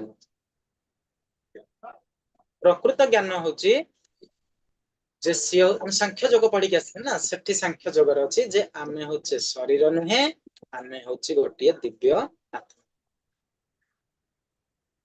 एवं आमे होचे भगवानकर गोटिए प्रतिनिधि बा सविशेष भगवान होछंती सर्वोच्च प्रभु आमे होचे तांकर भगवान होछंती मालिक आमे केवल त्रिगुण रे रही मायार वशवर्ती होई आमे कोन करूचे ना निजको मालिक बोली साब्यस्त करूचे अधिकार जाहिर करूचे किंतु वास्तव रे आमर ज्ञान उदय हैनी सेथि पई आमे निजको शरीर बोली विवेचित करूचे एवं ता सहित आमे निजको आत्मा न भाबी शरीर एवं ता सहित आमे शरीर को देखुचे एवं आमे भगवानकर अंश विशेष को जानि पारु ना। हरे कृष्ण प्रभु जी। हरे कृष्ण प्रभु जी धन्यवाद प्रणाम। प्रणाम प्रभु जी। कहंतु प्रभु प्रश्न थिला ना नहीं प्रश्न रो उत्तर देबे प्रभु जी कहते जे एक्चुअली हम जो मैं कौन ज्ञान प्राप्त प्राप्त हो गले हमें माने भगवान पाखे पहुंच परिया खाली ज्ञान प्राप्त हो गले खाली ज्ञान न हमें पढ़ी आसीबा ना तापर आसीबा पुनी आगु अध्याय 3 अध्याय चतुर्थ अध्याय पंचम अध्याय बसिले आहुरी पुनी अछि ना 18 अध्याय जानिबा ना एटा जस्ट खाली सम्यक ज्ञान वर्तन एठी दिया हला दिव्य ज्ञान एठी सम्यक ज्ञान हमर आस्थिला कोडा जते बेला हम नेथिली 13 अध्याय 14 अध्याय 15 16 17 18 जते बेला अध्याय नेथिले सेटा कोन थिला ज्ञान जगत थिला सेइठु कि नाही ज्ञान वास्तव ज्ञान सेइठु कि नाही हमें पढ़िबा निजको क्षेत्र क्षेत्रज्ञ बोली जानिबा ज्ञान कोन ज्ञेय कोन सेठी हमें आलोचना करथिला ना लेवल 1 रे हमें आलोचना करना थिला ज्ञान जगरे सांख्य सांख्य सांख्य जगत एक्चुअली प्रभु जी ज्ञान जगत हाँ एटा भी होची सम्यक ज्ञान जोटा कि विश्लेषणात्मक एटा होची भौतिक हमर जो भौतिक विज्ञान हम पढुचे ना भौतिक विज्ञान गोटे पढुचे प्राणी विज्ञान आ गोटे भौतिक विज्ञान जो भौतिक विज्ञान हमर जो पंच महाभूत द्वारा परिवार तेणु सेही सबु विश्लेषणात्मक करी अणु परमाणु हमर अणु परमाणु जॉन डाल्टन बाहर करले 1600 मसिया किंतु ता पूर्व कणा प्रभु जी नहीं प्रभु जी जो सांख्य जुग कर्म जुग दीटा जुग जेकोसी लोक दीटा जगह समान दीटा जगह जेकोसी जगह हेले भी प्राप्ति तुम्हारा मुख्य प्राप्ति हे परिबो पढ़िले ना 2 नंबर 3 नंबर श्लोक सेटा ही आज्ञा पढ़िले ना पढ़ले नहीं कर्म आज्ञा जोग ଯୋଗ କିନ୍ତୁ ଜଷ୍ଟ ଟିକେ ଗୋଟେ ତ୍ୟାଗ ସବୁଠାରୁ ଜ୍ଞାନ ମାର୍ଗରେ ଠାରୁ ଭକ୍ତି ମାର୍ଗଟା ସବୁଠାରୁ ଶ୍ରେଷ୍ଠ ବୋଲି ତ କୁହାଯାଇଛି। ହଁ ଆମେ ଆକ୍ଚୁଆଲି ଗୋଟେ ଭକ୍ତ ଚାହେଁନି ମୋକ୍ଷ ପ୍ରାପ୍ତି ପାଇଁ, ସେ ସେ ସବୁବେଳେ ପାଇଁ ଭଗବାନଙ୍କ ପାଖରେ ମାନେ କେମିତି ତାଙ୍କ ଭକ୍ତି ପାଇବା ପାଇଁ ଚେଷ୍ଟା କରେ, ତାଙ୍କର କିଛି ଆଶା ଅଭିଳାଷ ନଥାଏ ପ୍ରଭୁଜୀ। ଜ୍ଞାନ ଯୋଗ ଠାରୁ ଆମେ ଶେଷରେ ପଢିବା ଯେ ଭକ୍ତି ଯୋଗ ହଉଛି ଶ୍ରେଷ୍ଠ, କିନ୍ତୁ ଜ୍ଞାନ ଯୋଗ ବି ନିହାତି ଆବଶ୍ୟକ। ମୁଁ କହିଥିଲି ନା ଏ ମାୟା ରୂପୀ ଛେଳି କଣ କରିବ, ନହେଲେ ଖାଇଦବ। ତେଣୁ ଆଜ୍ଞା ଜ୍ଞାନଟା ହଉଛି କଣ ଆମର, ଜ୍ଞାନଟା ହଉଛି ଆମର ସୁରକ୍ଷା ବଳୟ। ଯଦି ସୁରକ୍ଷା ଆମର ନାହିଁ ତାହେଲେ ଆମେ ହଉଛି ଯେତେ ବି ବୃକ୍ଷକୁ ରୋପଣ କଲେ, ବୃକ୍ଷର ଯଦି ଆମେ ଦାୟିତ୍ୱ ନ ନେବା ବୃକ୍ଷ କଣ ବଢି ପାରିବ? ଯଦି ଜଳ ସିଞ୍ଚନ ନ କରିବା, ତାର ଯଦି ଦିଟାକୁ ଚେରରୁ ପରିପୂରକ। ସମସ୍ତେ କିନ୍ତୁ ଆମକୁ କଣ କରିବା, ଜ୍ଞାନ ସ୍ତରକୁ ଯିବାନି। ଜଣେ ଭକ୍ତ ହେଇଗଲେ ସେ କଣ ହବ, ଯେତେବେଳେ ସ୍ୱତଃ ପ୍ରବୃତ୍ତ ଭାବରେ ତାର ଜ୍ଞାନର ପରିସ୍ଫୁଟ ହବ। ଅଟୋମେଟିକ ହବ। ଆକ୍ଚୁଆଲି ଜ୍ଞାନୀ ଖାଲି ଯେ ଭକ୍ତ ଜ୍ଞାନୀ ଖାଲି ଜ୍ଞାନ ପାଇଲେ କିନ୍ତୁ ହବନି, କିନ୍ତୁ ଭକ୍ତି ନିହାତି ଜରୁରୀ। ପ୍ରଥମେ ଭକ୍ତି ଆମର ଥିଲେ ଜ୍ଞାନ ଆସିଯିବ, ଜ୍ଞାନ ଥିଲେ ଭକ୍ତି ଆସିବା ସହଜ ନୁହେଁ। ଜ୍ଞାନ ମିଳି ଯାଇପାରେ କିନ୍ତୁ ଭକ୍ତି ଆଜ୍ଞା ମିଳିବନି। ଯେତେବେଳେ ଭକ୍ତି ଜଣକୁ ମିଳିଗଲା, ଧୀରେ ଧୀରେ ଧୀରେ ଧୀରେ ଭାବରେ ତାର ଜ୍ଞାନ ନିଶ୍ଚିତ ହବ। ଜ୍ଞାନ ପ୍ରସ୍ଫୁଟିତ ହେଇଛି ପଡିବ। ଏଇଠି ପୂର୍ବରୁ କଣ ଥିଲୁ, ଏ ମୂର୍ଖ ଥିଲୁ ନା ଆଉ କଣ ଏଇ ପଣ୍ଡିତ ଯେମିତି ବର୍ତ୍ତମାନ ଯୋଉ ଆମ ପାଖରେ ସେଇ କଣ ଥିଲା କି? ଆମର କୌଣସି ଜ୍ଞାନ ନଥିଲା। ଆମେ ଭୌତିକ ଜ୍ଞାନ ଯେତେକ ଆମେ ସବୁଥିରେ ଫାଷ୍ଟ କ୍ଲାସ, କିନ୍ତୁ କୌଣସି ପ୍ରକାର ଜ୍ଞାନ ହିଁ ଆମର ସେରା ନୁହଁ। ସେରା ହଉଛି ତୁଚ୍ଛ ଜ୍ଞାନ। କୁକୁରକୁ ଯେମିତି କୁକୁର ପାଖରେ ଯୋଉ ଜ୍ଞାନ ଥିଲା ଆମ ପାଖରେ ସେଇ ଜ୍ଞାନ। ଖାଲି ଘୋଷିକି ଆମକୁ ସାର ଦେଇ ଦଉଥିଲେ, ଏଇଟା ତୁ ଘୋଷ a + b ର ହୋଲ ସ୍କୋୟାର, q + b q, ଯେତେ ଯାହା ସବୁ ମ୍ୟାଥର ଯେତେ ସବୁ କଣ ଆଜି କାମ ଅଛି କିଛି କୌଣସିଥିରେ। ତେଣୁ ସେଇଭଳି ଭାବରେ ସିଏ କେବଳ ହଉଛି କୁକୁରକୁ ଯୋଉ ଜ୍ଞାନ ପ୍ରାପ୍ତ ହେଇଥିଲା, ଆମକୁ ମଧ୍ୟ ସେଇଭଳି ଜ୍ଞାନ ପ୍ରାପ୍ତ ହେଇଥିଲା। କିନ୍ତୁ ଆଜି ଯୋଉ ଆମେ ଜ୍ଞାନ ପ୍ରାପ୍ତ କଲେ, କୋଉଥିରେ ପାଇଁ କେମିତି ଜ୍ଞାନ ପ୍ରାପ୍ତ କଲେ ନା ଭକ୍ତି ମାର୍ଗର ଜ୍ଞାନ। ଆମେ ପଢୁଥିଲେ, ଆମ ପାଖରେ ପୁସ୍ତକ ଥିଲା, ଖାଲି ଆମେ ଘୋଷିକି ସେଠି ଯେମିତି ଘୋଷା ବଳଦ, ଆମେ ବି ମଧ୍ୟ ଏଠି ମଧ୍ୟ ଘୋଷା ବଳଦ ଭାବରେ ପଢୁଥିଲେ, ତାକୁ ମନେ ପ୍ରଭୁଜୀ ରଖୁଥିଲେ। ଆପଣଙ୍କ ବିଷୟ ଟିକେ କୁହନ୍ତୁ। ପ୍ରଭୁଜୀ ଆପଣ ଆକ୍ଚୁଆଲି ପ୍ରଫେସନାଲ କଣ ଅଛନ୍ତି? କିଛି ନାହିଁ ପ୍ରଫେସନ ଆମେ ହଉଛି ଯେମିତି ମାନସ ପ୍ରଭୁ ତ ଅଛନ୍ତି ଭୁବନେଶ୍ୱର ଯେମିତି। ଆମେ ହଉଛି କିଛି ନାହିଁ ପ୍ରଭୁ, ଆମର ହଉଛି ବ୍ୟବସାୟ। ଆଜ୍ଞା ପ୍ରଭୁ, ଆଚ୍ଛା। ଧନ୍ୟବାଦ ପ୍ରଭୁଜୀ। ହରେ କୃଷ୍ଣ ପ୍ରଭୁଜୀ। ହଉ ଏମିତି ଆଗକୁ ପ୍ରଭୁଜୀ, ଏମିତି ଆକ୍ଚୁଆଲି ମାନେ ଆମ ଭିତରେ ମାନେ ଏମିତି ଡିସକସନ କଲେ ହିଁ ଗୋଟେ ଭଲ ଲାଗେ। ଆକ୍ଚୁଆଲି ସାଇଲେଣ୍ଟ ରହିଲେ କିଛି ହବନି ନା, କିଛି ନା କିଛି ବିଷୟ ଉପରେ ଚର୍ଚ୍ଚା କରିବା କଥା। ପ୍ରଶ୍ନ ପଚାରିଲେ ଆମ ପାଖରେ ସମସ୍ତଙ୍କ ଭିତରେ ଯୋଉ ଯୋଉ ଦ୍ୱନ୍ଦ୍ୱ ରହିଛି ନା, ସେଇଟା ଆମେ ଆଲୋଚନା ହିଁ କରିପାରିବା। ଆମେ ମନକୁ ପ୍ରଭୁଜୀ ଆକ୍ଚୁଆଲି ମନକୁ ଏତେ ସଂଯୋଗ କରିବା ଏତେ ସହଜ ନୁହେଁ। ଖାଲି ଆମେ ଯେତେ ଚେଷ୍ଟା କଲେ ମନକୁ ସଂଯୋଗ କରିବା, ମୁଁ ବହୁତ ଥର ଚେଷ୍ଟା, ମୋବାଇଲ ଟା ବହୁତ ଖରାପ କରୁଛି ଆକ୍ଚୁଆଲି। ଯେତିକି ଭଲ ସେତିକି ଖରାପ। ଆଜିକାଲି ଯେମିତି ପୁରା ମାୟା ରୂପୀ ଯୋଉ ରିଲ ଆସିଯାଇଛି, ଭଗବାନ ଭଗବାନ ମାନେ ନାରାୟଣ, ମାନେ ମୋବାଇଲ ଟାଇମ ହିଁ ତମେ ଖାଇଦବ, ଜଣା ହିଁ ପଡିବନି। ଆଉ ମୁଁ ତ ସେଥିପାଇଁ ଯେତେ ଚେଷ୍ଟା କଲେ ମଧ୍ୟ ବି ହେଇଯାଉଛି, ରହିପାରୁନି। କିଛି କୁହନ୍ତୁ। ଠିକ ଅଛି, ସମସ୍ତେ ସେମିତି ସେଇଭଳି ଭାବରେ ରହି ଯାଇଛନ୍ତି ଆଉ। ତେଣୁ ଯଦି ଆମେ କେବଳ କୃଷ୍ଣଙ୍କ ପାଇଁ ୟୁଜ କରିବା, ଆମେ ଏଇଠି ବର୍ତ୍ତମାନ ଆଗରୁ କଣ ରିଲ୍ସ ଦେଖୁଥିଲେ, ଫେସବୁକ୍ ଚଲାଉଥିଲେ, ୟୁଟ୍ୟୁବ ଦେଖୁଥିଲେ, ବର୍ତ୍ତମାନ ଚାଲିଲା କଣ କେବଳ ଭଗବାନଙ୍କ ପାଇଁ। ସକାଳେ କ୍ଲାସ, 4ଟା ବେଳେ କ୍ଲାସ, 7ଟା ବେଳେ କ୍ଲାସ, 9ଟା ବେଳେ କ୍ଲାସ, କ୍ଲାସରେ ବର୍ତ୍ତମାନ ଚାଲିଲା। ସବୁ ଚାଲିଛି, ଲୋକ ଦେଖୁଛନ୍ତି, ଆମେ ଏମିତି ବେପାର କରୁଛୁ, ବାଣିଜ୍ୟ କରୁଛୁ, ସବୁ କରୁଛୁ, କିନ୍ତୁ ତା ଭିତରେ ସବୁ କାମ ଏଇଥିରେ ମାଳ, ଏଇଥିରେ ଜପ, ଏଇଥିରେ ପାଠ ପଢା, ଏଇଥିରେ ନିଜେ ପଢା ହଉଛି, ନିଜେ ହଉଛି ପୁଣି କ୍ଲାସ ଆଟେଣ୍ଡ କରାହଉଛି। ତେଣୁ ଏଇ ହଉଛି ଜିନିଷ, କେବଳ ଆମେ ଯେତେବେଳେ ଭକ୍ତି ମାର୍ଗକୁ ଆସିପାରିବା। ଆମର ସମୟଟାକୁ ବହୁତ ସମୟ ଆମେ ଅପଚୟ କରୁଥିଲୁ। ହରେ କୃଷ୍ଣ ପ୍ରଭୁଜୀ, ଆପଣ ସେଇ ଯୋଉ କହିଲେ ଭକ୍ତିଲତା ବୀଜକୁ ଛେଳି ଖାଇଦବ, ସେ ଛେଳି କଣ ଆମର ମାନେ ଇନ୍ଦ୍ରିୟ କଣ ସେ? ଭଲ ଲାଗିଲା ସେଇଟା। ସେଇଟା ଆମେ କହିଥିଲେ ଜ୍ଞାନ ଯୁଗ ଛେଳିଟା କାହା ସାଙ୍ଗରେ? ମାୟା ରୂପୀ ଛେଳି। ଆମର ଆଜ୍ଞା ମାୟାଟା ହଉଛି, ଆଜ୍ଞା ଆମର ଜ୍ଞାନଟା ହେଲା ସୁରକ୍ଷା ବଳୟ, ଆମର ଭକ୍ତିଟା ହେଲା ବୀଜ ଲତା। ଆମେ ଯୋଉ ଭକ୍ତି ଲତା ଲଗେଇବା, ଅର୍ଥାତ ବୃକ୍ଷ ଲଗେଇବା, ବୃକ୍ଷକୁ ଆମେ ଗୋଟେ ବାଡ଼ ଦବା, ସେ ବାଡ଼ ଦବାଟା ହଉଛି ଆମର ଜ୍ଞାନ।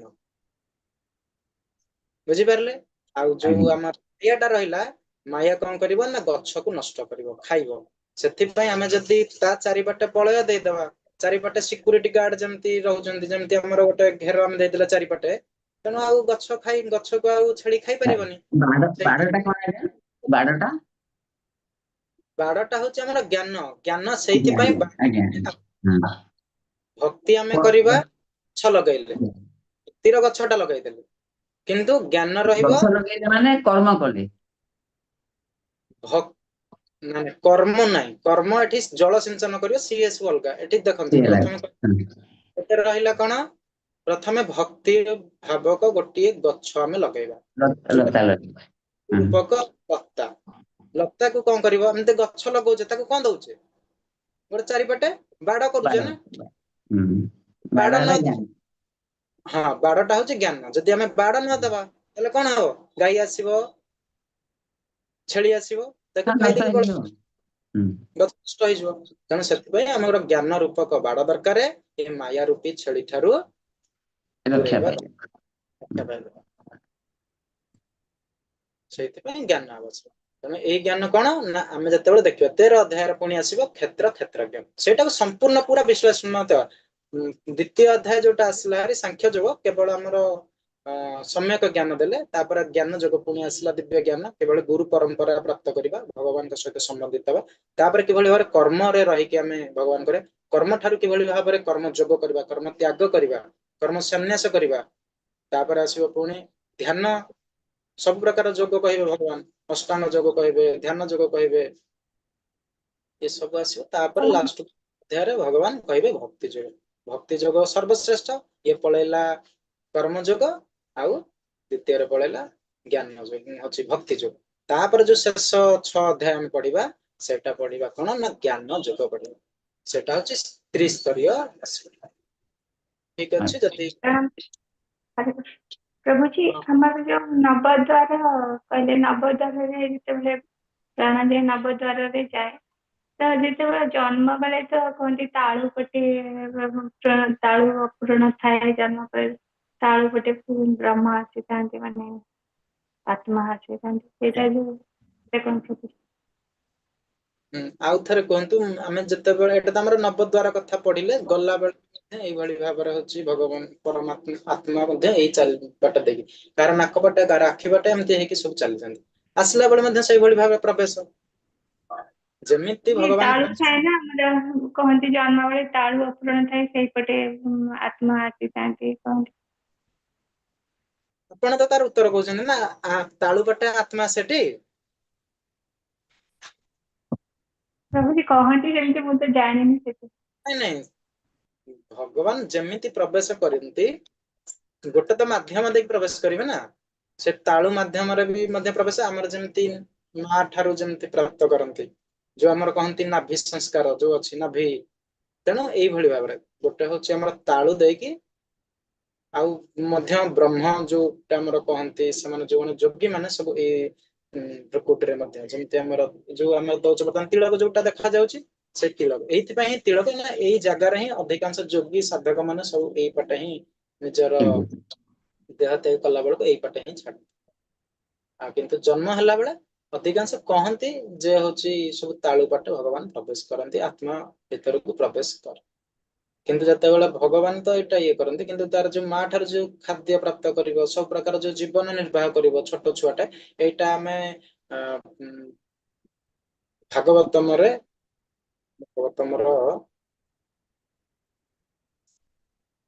କେତେ ସ୍କନ୍ଧର ଅଛି, ଟୋଟାଲ ଗଠନ କୁହାଯାଇଛି, ବର୍ଣ୍ଣନା କରାଯାଇଛି। ଗଠନ ସେଟା ହଉଛି କାହାଙ୍କର ଚରିତ୍ର। ସେଇଟା ଗୋଟେ ଦ୍ୱାରରେ ଗଲାନି, ପୁଣି ସେଇଟା ପୁଣି ବନ୍ଦ କରିଦେଲେ ଭଗବାନ, ସେଇଟା ମୁଁ କହୁଛି କାହିଁକି ବନ୍ଦ କରିଦେଲେ। ବ୍ରହ୍ମର ନା ମୁଁ ବୁଝିପାରୁନି, କଣ ମାନେ ବନ୍ଦ କଲେ କଣ କହୁଛନ୍ତି? ତାଳୁ ଭିତରେ ପ୍ରବେଶ କଲେ। ଆଜ୍ଞା ପ୍ରଭୁଜୀ, ସେଇ ତାଳୁ ମାନେ ତାଳୁଟା ପୁରି ଯାଉଛି ନା, ଜନ୍ମ ପରେ ସେ ହାର୍ଡ ହେଇକି ହେଇଯାଉଛି ନା, ସେଇଟା କିନ୍ତୁ ଦ୍ୱାରରେ ଗଲାନି, ସେ ପ୍ରବେଶ ହେଲା, କିନ୍ତୁ ସେଇଟା ଗୋଟେ ଦ୍ୱାରରେ ଗଲାନି, ତ ସେଇଥିପାଇଁ। ଦୁଃଖି ଦୁଃଖି କହୁଛନ୍ତି ମାତାଜୀ, ବୋଧେ ଦୁଃଖି ଦୁଃଖି ଛୁଆଁ। ସେଇଟା ହଉଛି ପୁରା ଡିଟେଲ ସେଇଥିରେ ଅଛି କଣ ହୁଏ ନା ଯେତେବେଳେ ଭଗବାନ ପ୍ରଥମ ଯେତେବେଳେ ବାପା ଏବଂ ମାଙ୍କର ଯୋଉ ସମାଗମରେ ଯେତେବେଳେ ଶୁକ୍ର ବୀର୍ଯ୍ୟଟା ଯେତେବେଳେ ଯୋଉ ପ୍ରବେଶ କରେ ସେଇଠି ନାହିଁ ଭଗବାନ ପରମାତ୍ମା ରୂପରେ ତା ଭିତରେ ପ୍ରବେଶ କରିଯାଆନ୍ତି ପ୍ରଥମ ଦିନରୁ ହିଁ। ତେଣୁ ତାପରେ ତାର ସେଇ ଶରୀର ଯୋଉ ଆମର କହୁଛେ ବୀର୍ଯ୍ୟ ପିଣ୍ଡ ସେଇଥିରୁ ହିଁ କଣ ହୁଏ ନା ତାର ହଉଛି ପରିସ୍ଫୁଟ ହୋଇଥାଏ ଏବଂ ତାପରେ ଧୀରେ ଧୀରେ ଧୀରେ ଧୀରେ ସେଇ ଦିନ ପ୍ରଥମ ଦିନରେ ତାର ଯେତେବେଳେ ଜୀବନ ଆସି ଯାଇଥାଏ କିନ୍ତୁ ଆମକୁ ଲାଗୁଛି ଯେ ଆମେ ଯେତେବେଳେ ବାହାରକୁ ଆସୁଛେ ସେତେବେଳେ ଆମର ଜୀବନ ଆସୁଛି ଭଗବାନ ସେତେବେଳେ ପ୍ରବେଶ କରୁନାହିଁ ସେତେବେଳେ ଭଗବାନ ପ୍ରବେଶ କରୁନାହାନ୍ତି ସେଇଟା ହଉଛି ଆମର ବାହ୍ୟ ଜଗତକୁ ଆମେ ଆସୁଛେ କିନ୍ତୁ ତାର ମାର ପେଟ ଭିତରେ ଯେତେବେଳେ ପ୍ରଥମ ଦିନରୁ ତାର ସବୁ ଶରୀର ଗଠନ ଗୋଟିଏ ମାସରୁ ହିଁ ସବୁ ଆରମ୍ଭ ହୋଇଯାଇଥାଏ ଯେମିତି ବିଜ୍ଞାନର ଯାହା ଆମେ ପଢିଛେ ସେଇଭଳି ଭାବରେ ସମ୍ପୂର୍ଣ୍ଣ ଭାବରେ ଟୋଟାଲ ରହିଛି ଭାଗବତମରେ ଦେଖିବା କାଲି କି ପରଦିନ ନହେଲେ ସେଟାକୁ ଆଲୋଚନା କରିବା 4ଟା ବେଳେ କ୍ଲାସରେ ସେଟା ମନେ ପଡୁନି କୋଉ ଅଧ୍ୟାୟଟା ମିଳ ନାହିଁ କୋଉ ଅଧ୍ୟାୟ ଅଛି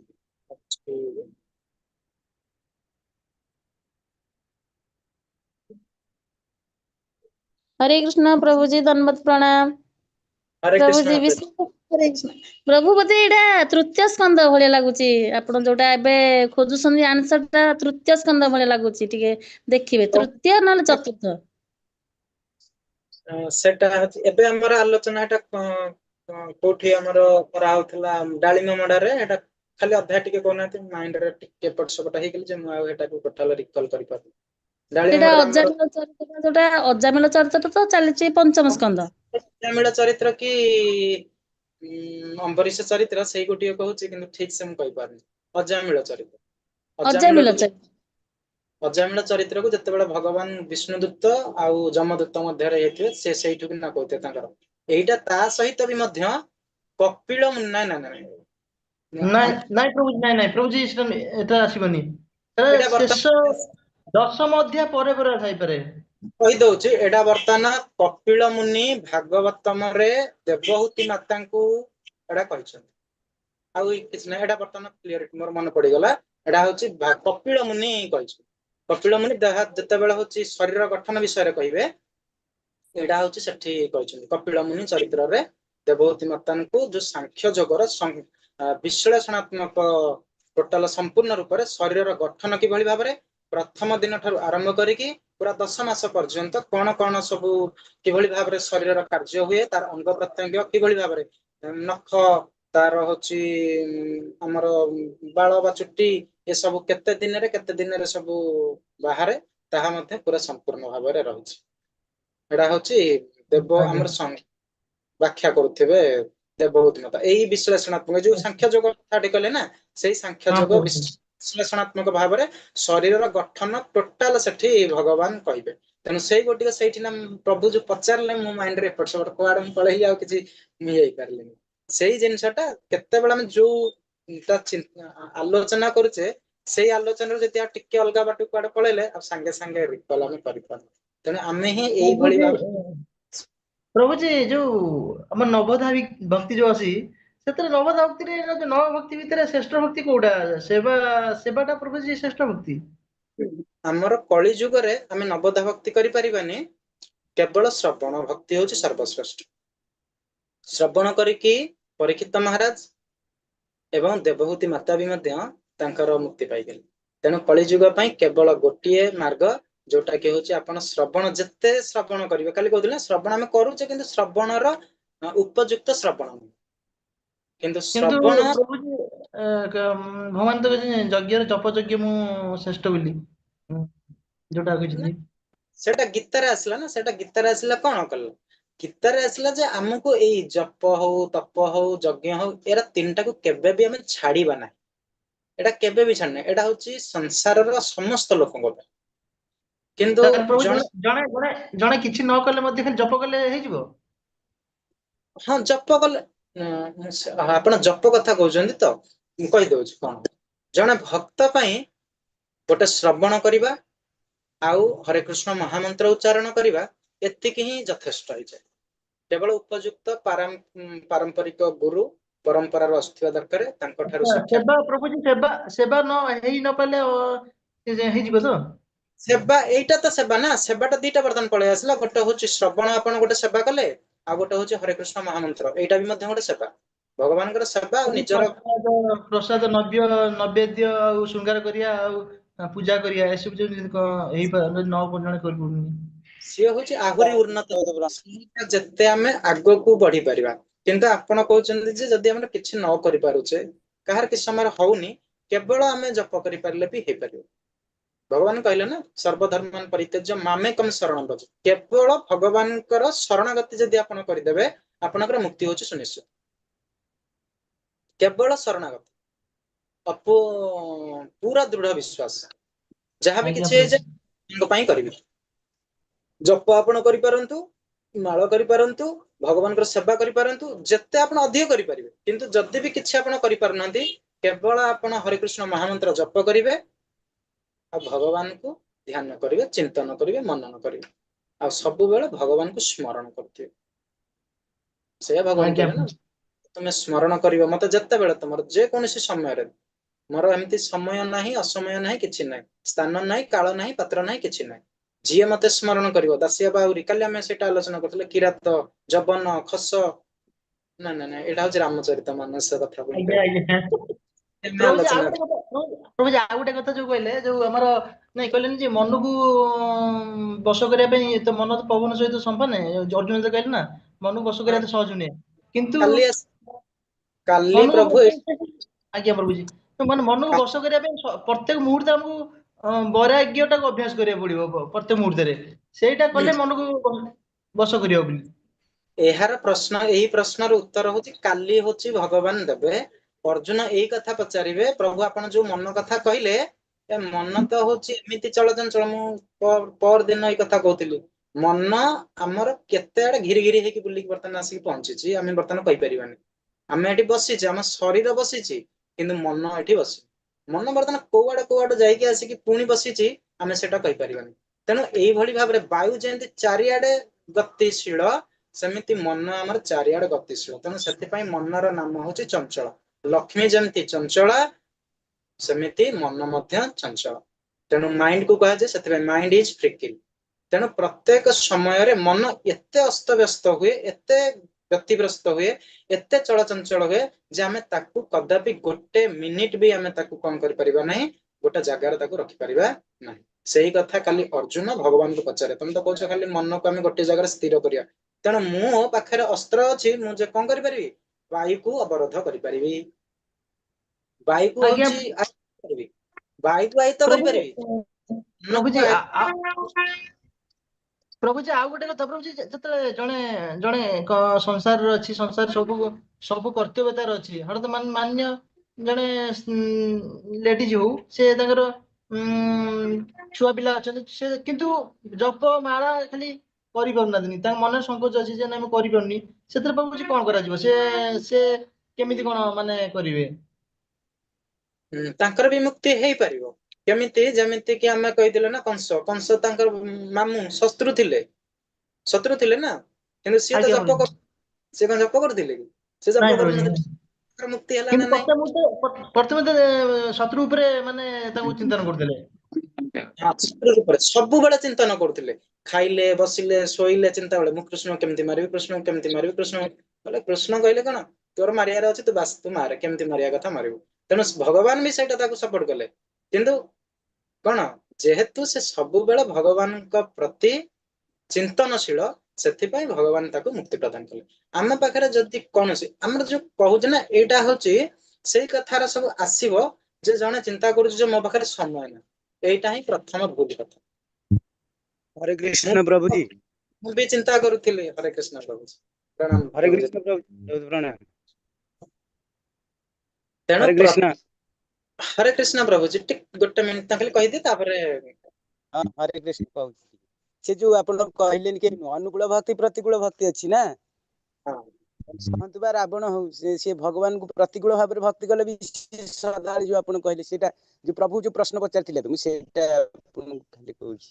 ତେଣୁ प्रतिकूल ପ୍ରତ୍ୟେକ, भाव में भक्ति कले ନାଇଁ ଏଠି ସମସ୍ତେ କଣ କରନ୍ତି, ଭୌତିକ ସଂସାରରେ ଲୋକମାନେ ସବୁ ବାହାନା ଦେଖାନ୍ତି। ତେଣୁ ସେଇ ବାହାନାକୁ ବି ବର୍ତ୍ତମାନ ଭଗବାନ ଆ ପରବର୍ତ୍ତୀ ଶ୍ଲୋକ ମାନଙ୍କରେ आ परवर्ती अध्याय मानकरे भी कहबे तमे जदि भी किछि करि पारन तमे केवल तमर कर्म फल को त्याग मो ऊपर छाड़ी दियो सेटा भी ସବୁ करना କିଛି ना ସବୁ କିଛି ତ୍ୟାଗ କରି ଭଗବାନ ଉପରେ ସମର୍ପଣ କରିବା ଏ ତ ପ୍ରଭୁଜୀ। ତମେ ମୋ ପାଇଁ ଟାଇମ ଦେଇ ପାରୁନ ମୋର ଜପ କରି ପାରୁନ ମୋର ବାହ୍ୟ ଯୋଉ ପୁସ୍ତକ କରି ପାରୁନ ତମେ ହଉଛି ମନ୍ଦିର କୁ ଯାଇକି ମାର୍ଜନା କରି ପାରୁନ ତମେ କୌଣସି କ୍ଲାସ କରି ପାରୁନ ଯେତେ ସବୁ ତମେ ବାହାନା ଦେଖଉଛ ବାହାନା ସବୁ ମୁଁ ତମକୁ ମଧ୍ୟ ଫ୍ରି କରିଦେଲି ଛାଡ ଯା ଏତେ କଥା ନାହିଁ କିଛି ନାହିଁ ଶେଷ କଥା ହଉଛି ତମେ ଯୋଉ କର୍ମ କରୁଛ ସେ କର୍ମର ଫଳକୁ ତମେ ଆଶା କର ନାହିଁ ସବୁ କର୍ମ ଫଳ ମତେ ଦେଇଦିଅ ଏଇଟାରେ କଣ ଅସୁବିଧା ରହିଲା ସେମାନେ ତଥାପି କହିବେ ମୋ ପୁଅ କାମ କରୁଛି ମାନେ ତାକୁ ନିଶ୍ଚିତ ପଇସା ଦରକାର ସେ ପଇସା ପାଇବାକୁ ହକ ମୁଁ ଏଇଟା କରିଛି ମାନେ ମୋ ସ୍ୱାମୀ କାହିଁକି ମତେ ଏଇଟା ଦବନି ସିଏ ତାର ଗର୍ବ ଅହଙ୍କାରରେ ରହି ତେଣୁ ଇଏ ସବୁ ଯୋଉ ସାଂସାରିକ ଲୋକ ଯୋଉମାନେ କହନ୍ତି ନା ଯେ ମୋ ପାଖରେ ସମୟ ନାହିଁ ଭାଇ ମୋ ଠାରୁ ଆଉ କାହା ପାଖରେ ଏମିତି ଅସମୟ ମୁଁ ଯେତିକି ବର୍ତ୍ତମାନ ସମୟ ଯେମିତି ଦଉଛେ ତେଣୁ ସବୁ ପ୍ରକାର ଲୋକ ସେମିତି ପୂର୍ବରୁ ଚିନ୍ତା କରୁଥିଲେ ଯେ ଆମ ପାଖରେ ସମୟ ହବନି କିନ୍ତୁ ଏଠି ଆମେ ତ ପୁଣି ସମୟ ଦଉଛୁ କେମିତି ସମୟ ଆସୁଛି କାରଣ ଭଗବାନ ତାର ରାସ୍ତା ନିଜେ ନିଜେ ନିଜେ ନିଜେ ସେ ଆମକୁ ହିଁ ବାଟ ଦେଖାଇଦେବେ କେଉଁ ଭଳି ଭାବରେ କେତେବେଳେ ରାସ୍ତା ଆମକୁ ଆସିଯିବ ତେଣୁ ସେଇଟାରେ ଆମର ପ୍ରଥମେ ଆମର ଚିନ୍ତା ନାହିଁ ଯେ ଆମେ କେମିତି ଭଗବାନଙ୍କୁ ସମୟ ଦେବା ପ୍ରଥମେ ସେମାନେ ନେଗେଟିଭିଟି ହଉଛି ମୋ ପାଖରେ ତ ସମୟ ନାହିଁ ମୁଁ କେମିତି ଜପ କରିବି ମୋର କଣ ପିଲା ଛୁଆ ଅଛନ୍ତି ମୋର ସକାଳ ହେଲେ କିନ୍ତୁ କଣ କାହାର ପିଲା ଛୁଆ ନାହାନ୍ତି ସମସ୍ତେ ଜଣେ ସମସ୍ତଙ୍କର ହେଇ ବ୍ୟସ୍ତ ରହିଲେ ମଧ୍ୟ ଚିନ୍ତନ ଭଗବାନ ପ୍ରତି ଚିନ୍ତନ ଥିବା ଦରକାର ସବୁବେଳେ ଏନି ଟାଇମ ଚିନ୍ତନ ଥିବା ଦରକାର ମୁଁ ପ୍ରଭୁଙ୍କ ପ୍ରତି କାମ କରିବି। ଯୋଉମାନେ କହୁଛନ୍ତି ଯେ ମୋ ପାଖରେ ମୋର ପିଲା ଛୁଆଙ୍କର କାମ ଅଛି ମୋ ପାଖରେ ସମୟ ନାହିଁ କେବଳ ତାଙ୍କ ପାଖରେ ସମୟ ନାହିଁ ସାରା ସଂସାର ସମସ୍ତଙ୍କ ପାଇଁ ସମୟ ଅଛି ସମସ୍ତଙ୍କର ଛୁଆ ପିଲା ଅଛନ୍ତି କେବଳ ତାଙ୍କ ଉପରେ ନା ତେଣୁ ଏଇ ଯୋଉ ଚିନ୍ତା ସବୁ ସମସ୍ତେ ଚିନ୍ତା କରନ୍ତି କିନ୍ତୁ ଭୌତିକବାଦୀ ଯୋଉମାନେ ସବୁବେଳେ ଚିନ୍ତା କରନ୍ତି ଯେ ମୋର ପିଲା ମୋରି ଛୁଆ ମୋର ପରିବାର ମୋ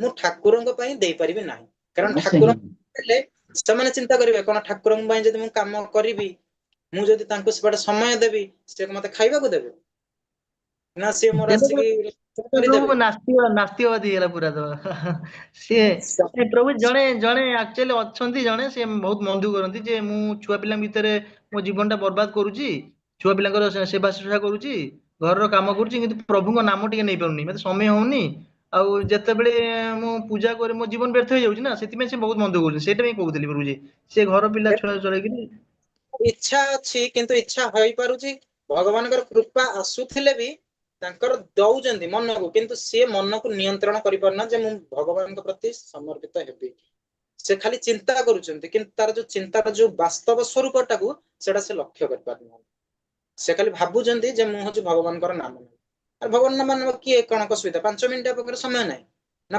କଣଟା ଅସୁବିଧା ହଉଛି ତାଙ୍କର ଅସୁବିଧା ସବୁ ସୁବିଧା ଅଛି କିନ୍ତୁ ସେମାନେ ଭଗବାନଙ୍କ କୃପାକୁ ଅଣଦେଖା କରୁଛନ୍ତି ସେମାନେ ଭାବୁଛନ୍ତି ମୋ ଉପରେ କୃପା କରୁନାହାନ୍ତି ଭଗବାନ ସମସ୍ତଙ୍କ ପ୍ରତି ବା ଏଠି କହିଲି ଶତ୍ରୁଙ୍କ ପ୍ରତି ବର୍ତ୍ତମାନ ଭଗବାନ ହଉଛନ୍ତି କୃପା ପ୍ରଦାନ କଲେ ଆଉ କାହାକୁ କୃପା ଆମେ ତ ହଉଛୁ ସେଇଥିରେ ଗୀତା ମାହାତ୍ମ୍ୟରେ ମଧ୍ୟ ସେଇ କଥା ପଢିବୁ ନେହା ବିକ୍ରଣ ନାଶସ୍ତି ପ୍ରତ୍ୟବାନ ବୁଦ୍ଧତା ସ୍ୱଳ୍ପମସ୍ୟ ଧର୍ମସ୍ୟ ତ୍ରାୟତ ମହଦ୍ଭାତ ଯଦି ବି ଆମେ କୌଣସି ଜନ୍ମରେ କେତେବେଳେ କୋଉ ଜନ୍ମରେ ବି ଯଦି କିଛି ଭଗବତ ସେବା କରିଥିବା ସେହି ସେବାର ପ୍ରାରମ୍ଭ ଏଇ ଜନ୍ମରେ ମଧ୍ୟ ଆମକୁ ଦେଖାଦବ କିନ୍ତୁ ସେମାନେ ଚିନ୍ତା କରୁଛନ୍ତି ଯେ ମୁଁ ଖାଲି ଭଗବାନଙ୍କର ନାମ ନେବି ଆଉ ନାମ ନେବାକୁ ମନା କରୁଛି କିଏ ମନା କେହି କରିନାହାନ୍ତି ଭଗବାନ ଅଲରେଡି ଆମ ଉପରେ ହାତ ରଖିଛନ୍ତି ଆଶୀର୍ବାଦ ଦେଇଛନ୍ତି ଅନୁଗ୍ରହ ଦେଇଛନ୍ତି ଅନୁକମ୍ପା ଦେଇଛନ୍ତି ସମସ୍ତ ପ୍ରକାର ସବୁ ଦେଇଛନ୍ତି କିନ୍ତୁ ଆମେ ସେଇ ସୁବିଧା ଟାକୁ ଭାବୁଛେ ଯେ ମୋର ଏଇନା ସୁବିଧା ହେଇନି ଆଉ କେତେ ସୁବିଧା ଲୋକ ଦରିଦ୍ର ସୁଦାମାଙ୍କ ଚରିତ୍ର ଯଦି କହିବି କେତେବେଳେ ମାନେ ନିଜେ ମୁଁ କାନ୍ଦି କାନ୍ଦିକା ରହିପାରିବି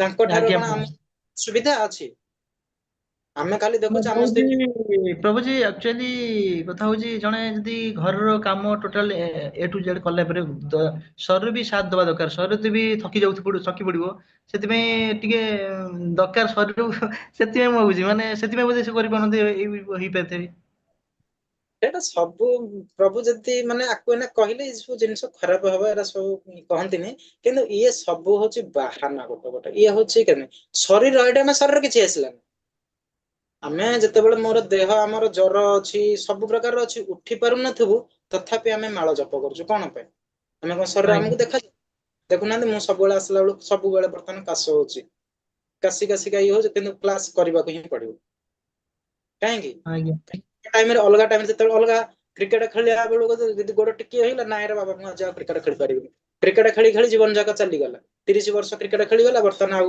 ନା ତାକୁ ଉଣ୍ଡିବାକୁ ଇଚ୍ଛା ହଉନି କିନ୍ତୁ ସେତେବେଳେ ବର୍ତ୍ତମାନ ଏଠି କଣ ଏଠି ଯଦି ବି ଖାସ ହଉ ଥଣ୍ଡା ହଉ ଜ୍ୱର ହଉ ଯାହା ବି ହଉ ଭଗବାନଙ୍କର ନାମ ନବା ଭଗବାନଙ୍କର କିଛି ପ୍ରଚାର ପ୍ରସାର କରିବା ଏବଂ ତା ସହିତ ମଧ୍ୟ କିଛି ମୁଁ ଆପଣଙ୍କୁ କହିବି ତେଣୁ ଏଇଟା ହିଁ ରଖୁଛି ଆମେ ଯେତେବେଳେ ଆମକୁ ଯାହାବି ଦେହର କଷ୍ଟ ସାଧ୍ୟ ଆସିଲେ ବି ମଧ୍ୟ କାରଣ ଏ କଷ୍ଟ ଆମେ ନିଜେ ଭଗବାନ ହିଁ ତ ଏଇଟାକୁ ସ୍ୱୀକାର କରୁଛନ୍ତି ଆମେ ହଉଛି ନିଜେ ଚିନ୍ତା କରୁଛେ ଆମ ଶରୀର କେବଳ ଆମେ ତାକୁ ଭଲରେ ରଖିବା ଆମ ଶରୀର କେତେ ଦିନ ଆମେ ଭଲରେ ରଖିପାରିବା ଆମ ଦେହ କଣ ଖରାପ ହବନି ଖରାପ ହେଲେ ଆମେ କଣ ପୁଅ ପାଇଁ ଝିଅ ପାଇଁ ନା ଘର ପାଇଁ ଆମେ ରୋଷେଇ କରୁନେ ସବୁ କରୁଛେ କିନ୍ତୁ ଆମେ ଟାଇମ ଦେଇପାରିବାନି ଭଗବାନଙ୍କୁ ଆଜି ପର୍ଯ୍ୟନ୍ତ ଦିନେ 5 ମିନିଟ 2 ମିନିଟ କଣ ଭଗବାନଙ୍କ ପାଇଁ ସମୟ ଦେବା ପାଇଁ ଯିଏ କହୁଛନ୍ତି ବି ଯାହାବି ସବୁ ମନରେ ବହୁତ ଅଛି ତ ଆମେ କହୁଛେ ମନ ହଉଛି 2 ପ୍ରକାର ଯେମିତିକି ମୁଁ କହେ 3 ମୁଣ୍ଡିଆ ସାପ ଆମେ ତ ଦେଖିଛେ 2 ମୁଣ୍ଡିଆ ସାପ କିନ୍ତୁ ମୁଁ ସେଇଟା କହେ 3 ମୁଣ୍ଡିଆ ଗୋଟେ ଭାବିବା ଗୋଟେ କହିବା ଗୋଟେ କରିବା ଏଇଟା ହଉଛି 3 ମୁଣ୍ଡିଆ ସାପ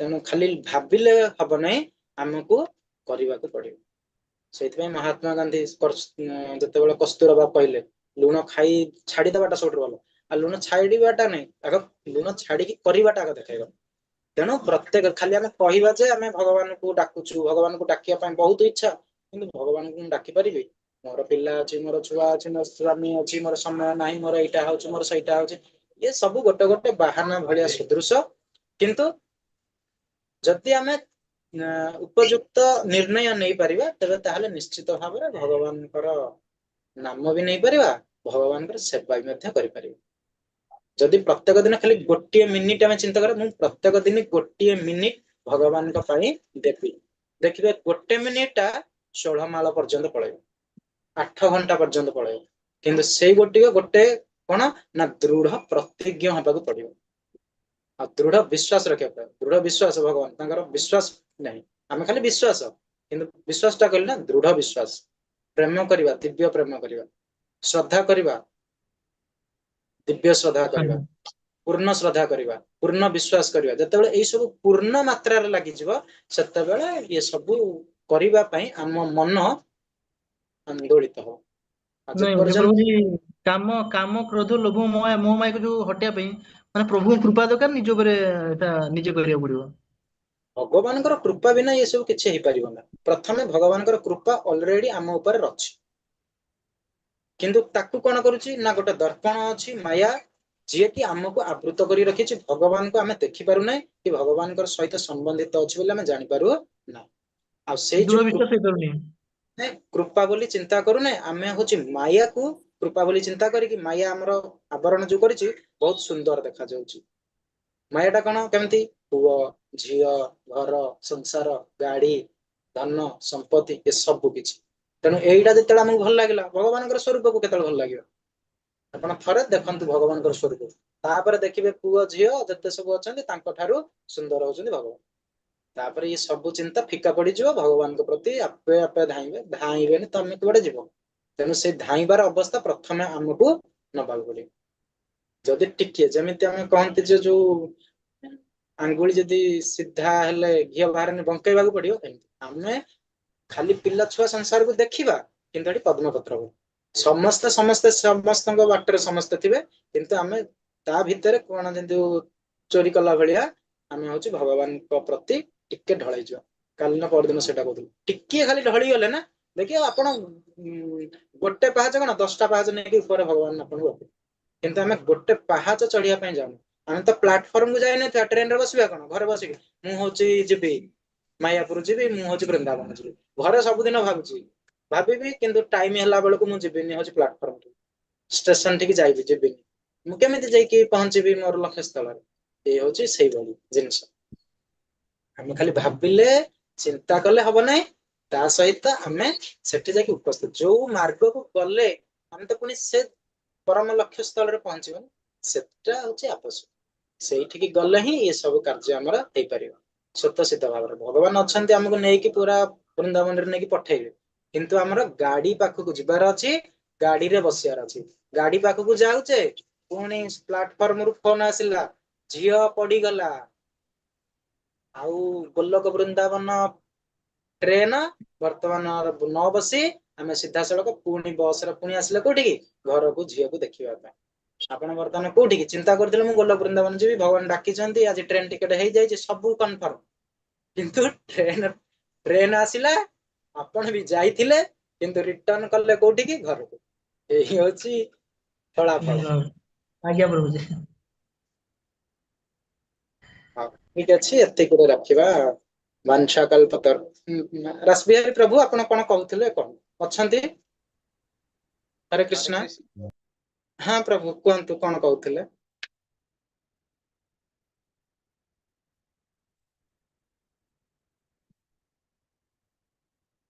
ହରେ କୃଷ୍ଣ।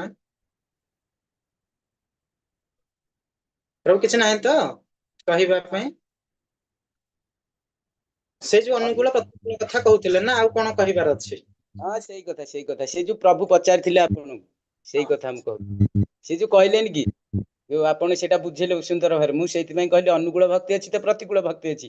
କଂସ ରାବଣ ଭଗବାନଙ୍କୁ ତ ପ୍ରତିକୂଳ ଭାବରେ ଭକ୍ତି କରୁଥିଲେ, ସେ ପୁଣି ଭଗବାନ ତ ତାଙ୍କୁ ମାନେ ମୁକ୍ତି ଦେଇଛନ୍ତି ନା। ସେ ଯୋଉ ପ୍ରଭୁ ପଚାରୁଥିଲେ ପ୍ରଶ୍ନ, ବିଶ୍ୱାସ ରହିବା ଦରକାର। ହରେ କୃଷ୍ଣ ପ୍ରଭୁଜୀ, ଦଣ୍ଡବତ ପ୍ରଣାମ। ପ୍ରଣାମ ପ୍ରଭୁ। ହଉ ଠିକ ଅଛି, ତାହେଲେ ଏତିକିରେ ଆମେ କ୍ଲାସ କରିବା। वंशकल्पतरुभ्यश्च कृपा सिन्धुभ्येव च पतितानां पावनेभ्यो वैष्णवेभ्यो नमो नमः। अनंत कोटि वैष्णव वृंद की जय, श्रील प्रभुपाद की जय, श्रीमद् भगवत गीता की जय, हरे कृष्ण की जय। प्रणाम प्रभु, हरे कृष्ण। हरे कृष्ण। प्रणाम प्रभु जी समस्त। प्रणाम प्रभु। प्रणाम।